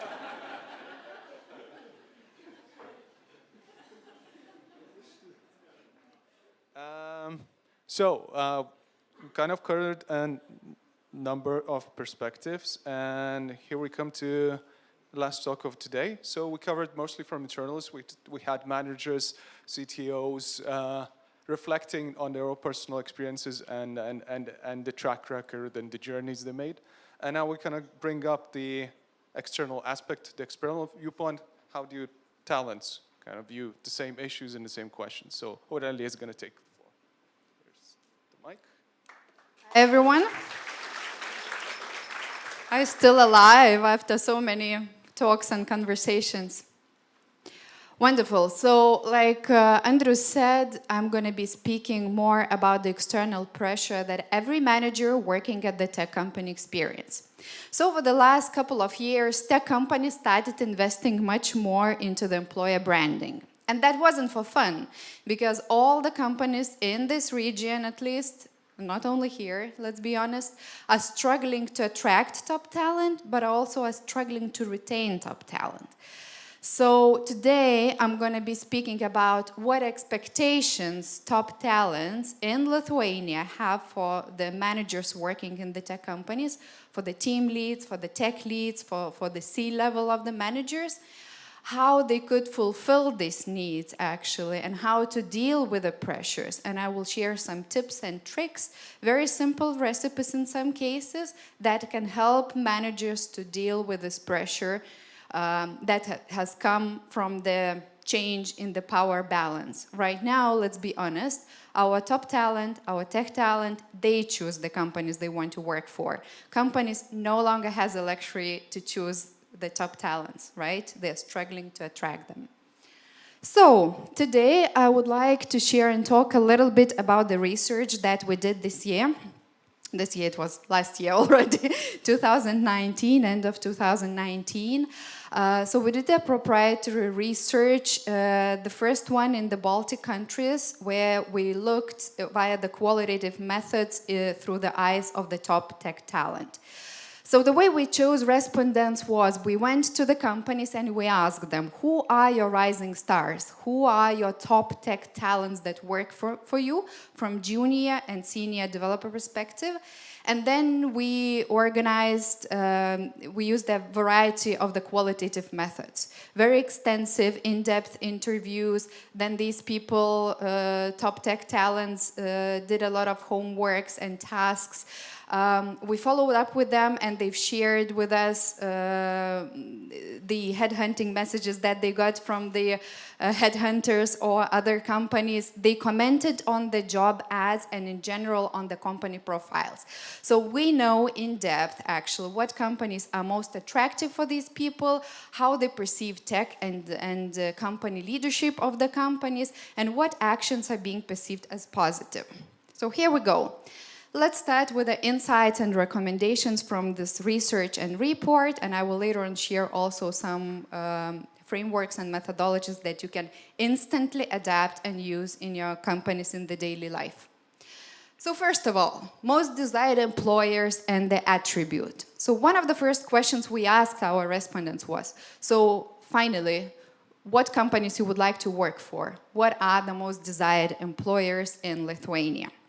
And the answers fell into the three categories, actually. Well-established startups, We heard many of them today. So Vinted, by the time when we did this research, Vinted was not yet announced as a unicorn, so congratulations. With this, MailerLite would fall into this category as well. Trafi was mentioned in our research by our respondents.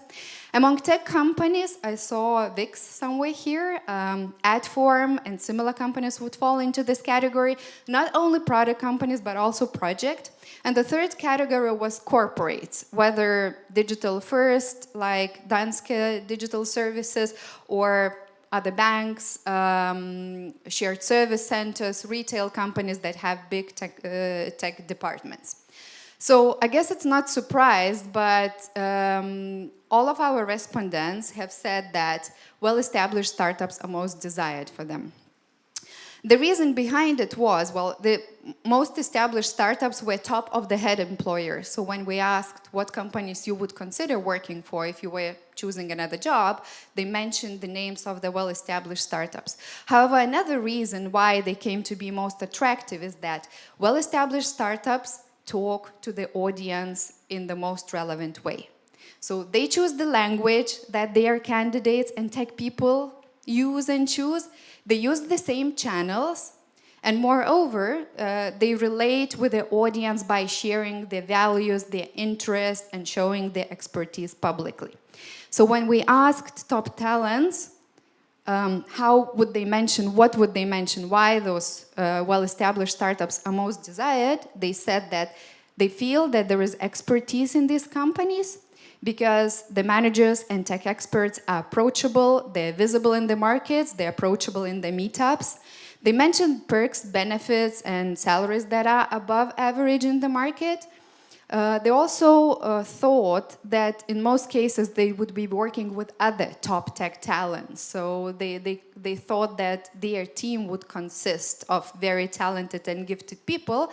And also they mentioned friendly and casual work culture. Talking about the other two segments, tech companies and corporates, there were other things mentioned as well.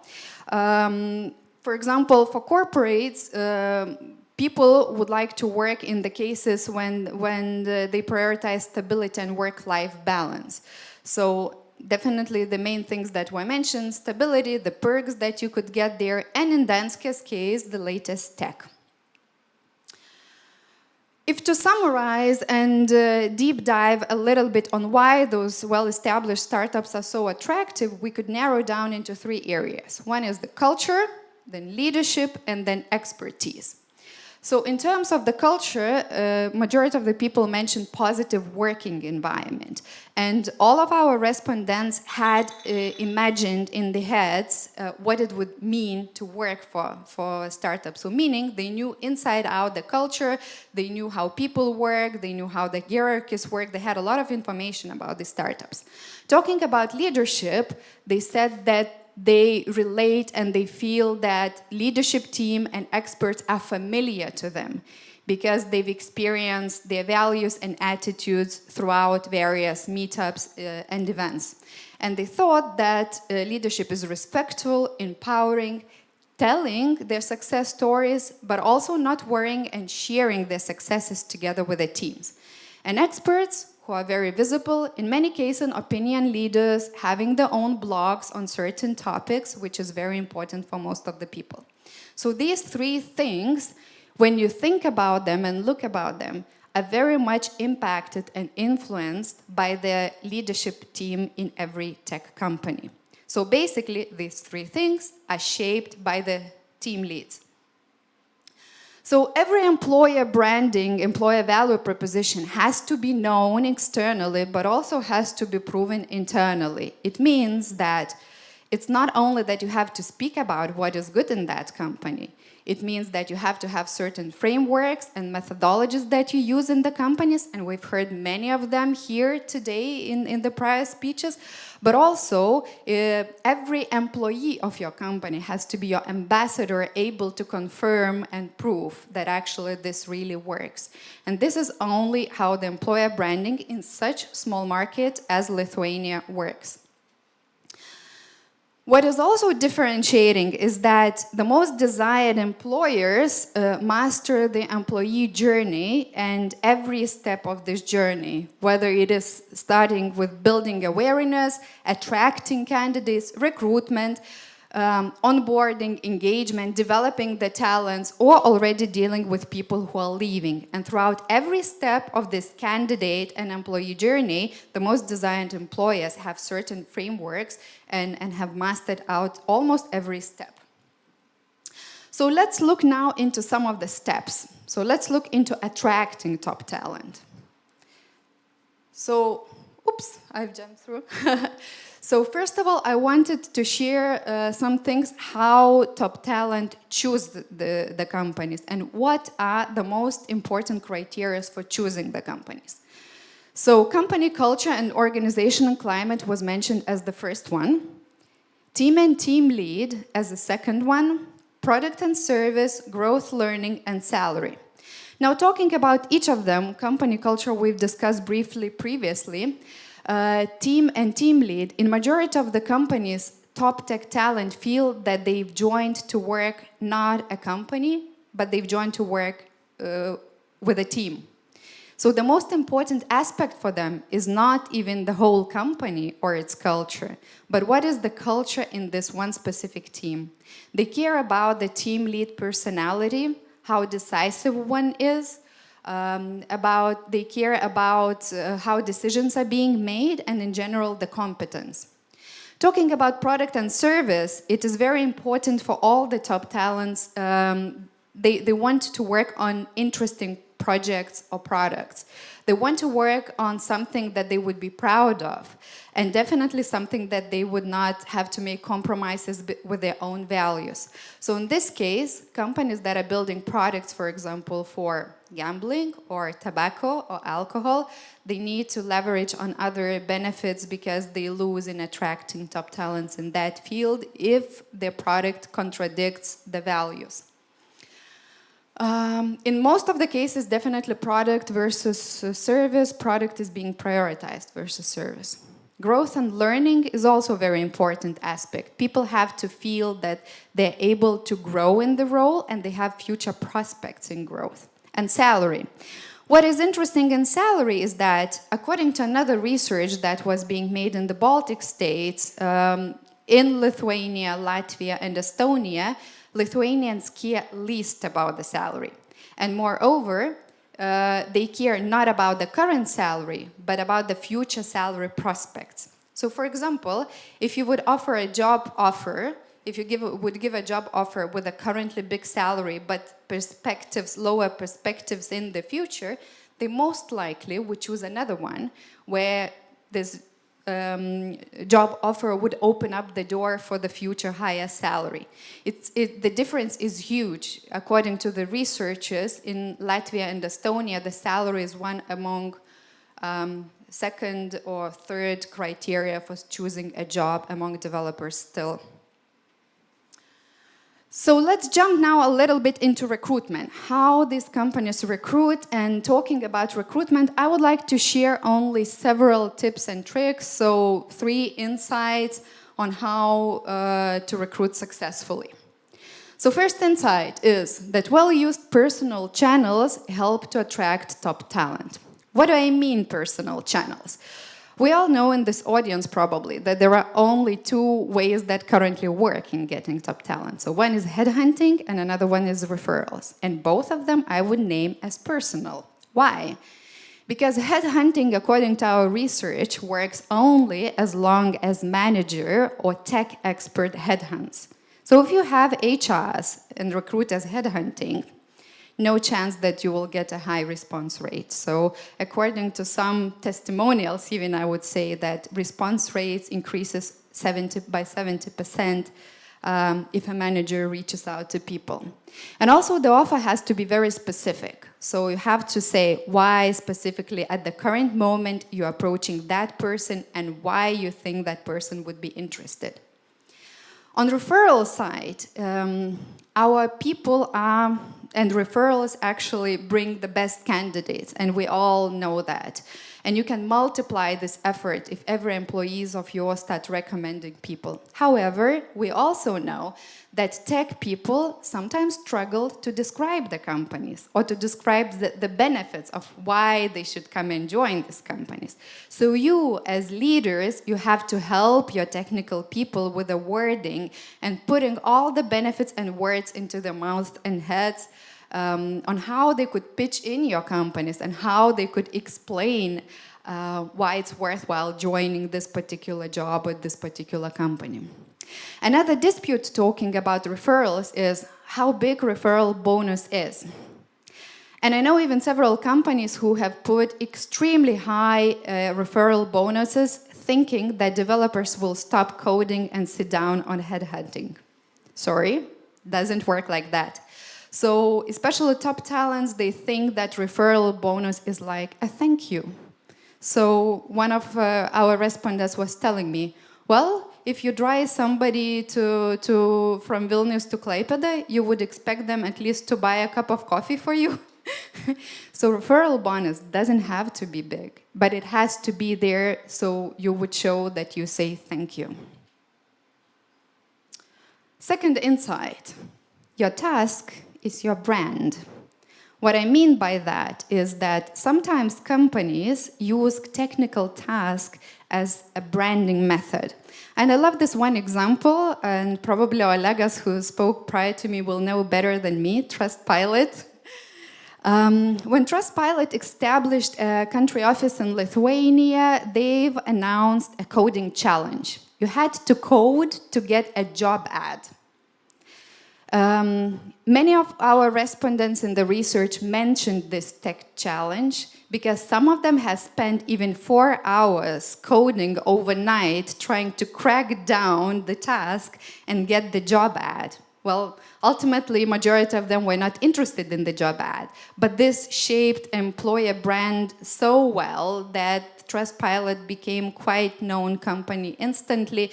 Everyone was talking in the market very positively, and though I might lie, but probably some 4 years have passed since this was announced, and people are still remembering it and they're still talking about it.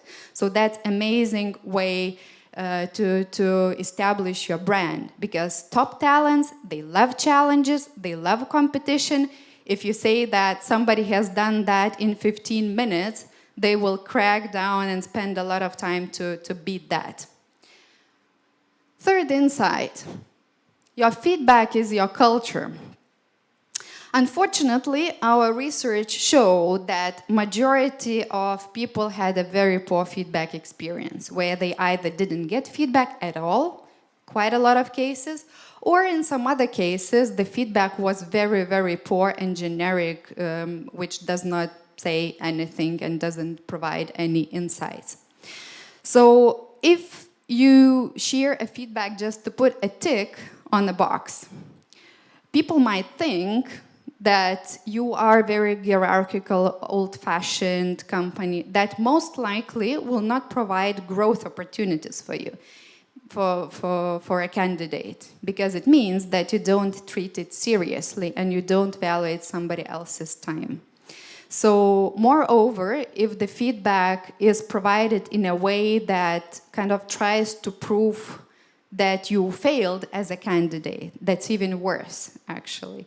Because the good feedback is actually the one that leads to the growth and development. So if your feedback, even if you didn't accept the candidate, if the person didn't get the job, but if the feedback gives opportunity for growth, you would shape a very good impression about the company, and most likely this person, after a while, when this person gains more experience, will come back to you and refer to the friends. So use feedback as a way to shape your company brand. Let's move further on. Engagement. Giedrius had finished his presentation talking about engagement, saying that it's a very important, and currently everyone is talking about engagement. So I would like to share again a couple of the insights about engagement. But before that, let's start with what are the main reasons for people to leave companies. So what are the main reasons? What is the main one? Manager, culture? Not interested? Anything else? Job content. Well, you mentioned quite a lot of them. So let's look what our research showed. So perceived lack of growth was number 1, why people leave companies. Lack of appreciation is number 2. Changing life priorities number 3. Team and leadership number 4. And ruined trust number 5. But actually, if you think about all 5, they are all related to how team leads and managers deal with the people and their situations, right? Actually, people leave companies when they feel that their needs are not met. And this is a very simple hierarchy of employee needs, but all of them have to be fulfilled so people would be engaged and would like to work for you. What is interesting about it is that in many cases, looking at what stage your company is at and what changes are happening in your company, you can predict which of these needs are no longer going to be fulfilled. So, for example, if significant changes are happening in the company, it's most likely that stability will be cracking. If cultural changes are happening in your company, merger maybe, or rapid growth, or shrinking, very likely that a feeling of belonging will change. Changing the management will definitely impact self-esteem and feeling that you are recognized, because for a new manager, you will have to prove once again that you are worth of something, right? Growth and development. If there are too many promotions happening in your company, somebody might feel that everyone is growing except me. So it's quite a lot related with perception, not necessarily the reality of how it is. And of course, if there is a big workload, if the work is really stressful, at some point of time, some people will be leaving because the life priorities will be changing. And it's not necessary that they will, a child is going to get bored, but people will rethink the way they live at some point of time. So how to address those top talent needs? How to make sure that they feel that these needs are being addressed? And I would like to share 3 tips and 3 insights again. So first of all, poor communication leads to perception that needs will not be addressed. What I mean by that is that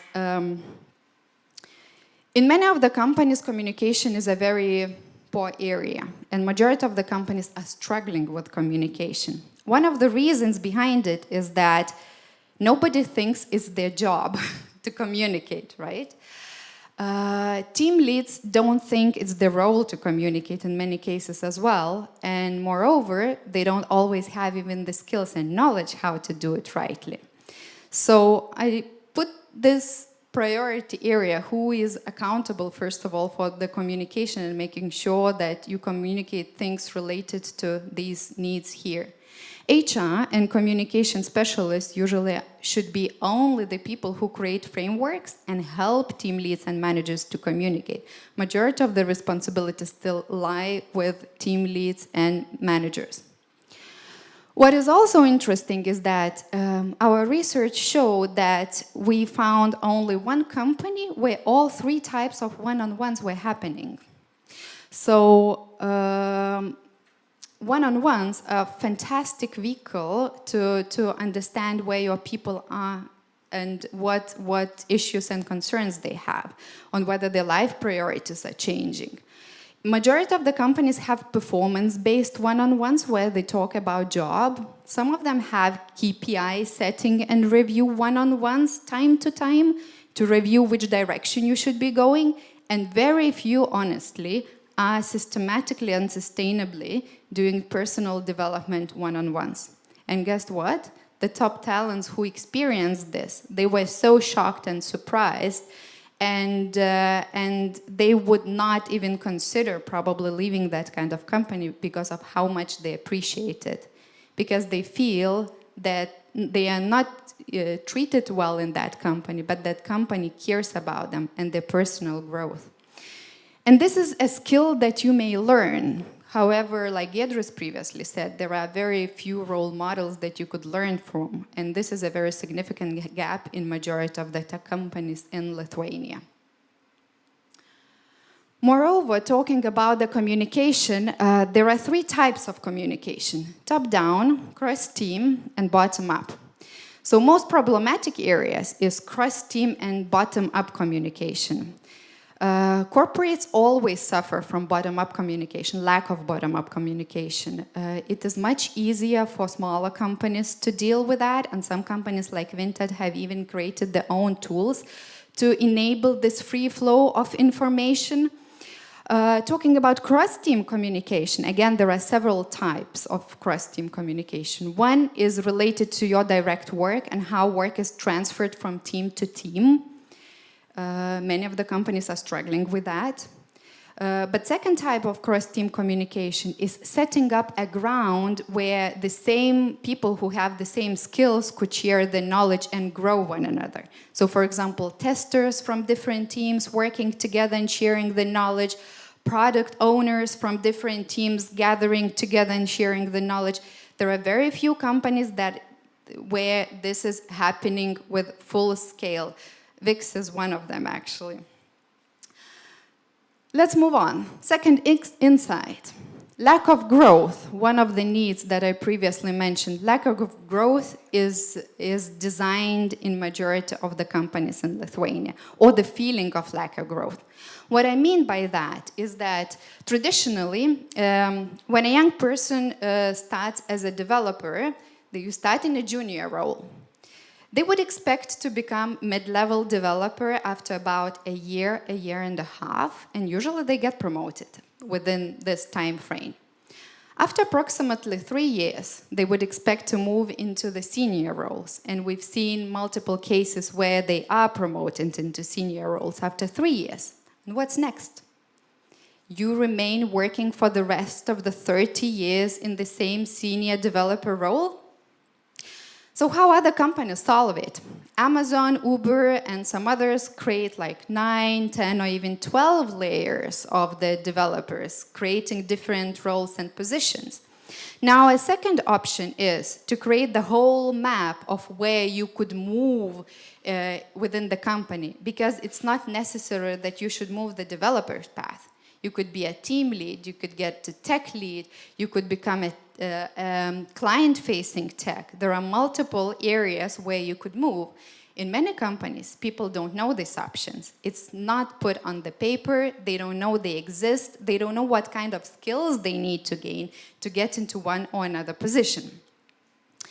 And another thing is that there is a third option, what you could do with that and how you could remove the struggle of people feeling that there is no growth. You could help them by adding or removing certain roles and skills. But for that, you need to know where your people are, who are the strongest ones and what capabilities they have. And this is one of the frameworks I could offer you. So, very similarly, like Mindaugas has shared previously, you could consider potential that individual has and performance, how well one is performing in the role. By saying potential, I mean high energy, motivation, positivity, a person who is a self-starter. And high performance is somebody, high performer, who is consistently and reliably deliver high quality results within given and committed time. 9-box grid could be a tool that could help you to talk to people and kind of expand their understanding or even expand the role. Let me share an example. If you have a trusted professional here in this grid, it means that there's somebody who is delivering and exceeding in terms of the performance, however, has somewhat limited capabilities and potential to expand the role, to grow out of the role, to move into the new role. But what you could do, you could add additional responsibility if somebody would want to teach others and gain and teach others on how to deepen the skills in the same role. By this, you would recognize this person as a very senior expert in the field and give additional responsibility and create a feeling that somebody is really growing in the role. If we talk about this quadrant, underperformance, you shouldn't have these people in your teams at all. And the final insight is that people are the most valuable when they leave. It's not only because the testimonials of your leavers are treated much more significantly importantly, so everyone thinks that if you've left company and you're still speaking in a nice way about that company, wow, there must be something special about that company. Moreover, if such person comes back to you, that's even a better sign for the market, because top tech talents, they know one another. We work in a small market. Everyone knows one another. Everyone watches one another. So if there are people who repeatedly come back to the same company, that's a very good sign for a company. Therefore, some companies started already establishing and working very significantly with their alumni clubs. So please think about that and consider that. And thank you. You can download this report and see it in anatomypeople.com. I guess I'm not getting questions. No, you're getting questions. I'm just blocking the exit. So, yes, could you please share the presentations? You just answered that. So one is checked. The question regarding the research itself. How many top talents were involved in this research? And how do these insights in your research look when compared to similar research in other countries? Triple question again. Okay. So first of all, this was qualitative, in-depth research. So we spent around 36 hours with people, and there were 13 respondents from different companies that we spent this time together. And they did homework, follow-ups with us, and we communicated together for like 2 or even more months. And a comparison with other researchers. So there isn't, we know for sure that there isn't any similar research made in any of the Baltic countries. Therefore, I already go to present this report in Latvia, because the insights actually are valid for them and they can use some methodologies as well. And we've got a request from Estonia to use the same methodology and do the research there. So we will see. We haven't agreed about that as well. So there isn't equivalent of the research. However, there are researchers that are analyzing the perks and benefits in all 3 regions. So the findings are quite similar from that perspective. Any examples of companies who have alumni networks, clubs, any initiatives related, and except from Barclays? Except from Barclays, okay. Yeah, Adform is very good with that, because they have special closed groups and keep in touch with some people. So Adform is one. Another one from the corporate Swedbank is doing that really well. They organize meetups of the people who have left, and they have quite high return rates. Adform in the same way. So we had some respondents from Kaunas. So people were coming back to work to Adform as well, because they kept the relations. Okay, so that is all of the questions today. My final comment was really, really happy to see the 9-box grid that you presented. You thought, if you thought Gedru's slides were intimidating with the pyramid schemes and the structures, here you go. There's a 9-box grid for you. It's very simple. Let me explain. So, a very final, one round of applause for Aurelia. Thank you. So thank you for everyone for coming. A few short words. I think the very fact you're still here proves the point that 5 presentations in a row is humanly possible without breaks and without air. I mean, all that stuff is really not necessary. I'm really happy that most of you, some of you, enjoyed this at some points hardcore content. We're going to follow up. A few upcoming topics are going to be related to customer client experience and product management disciplines. So keep up with the news, and we'll come back with more stuff this year, 2020. Thank you again.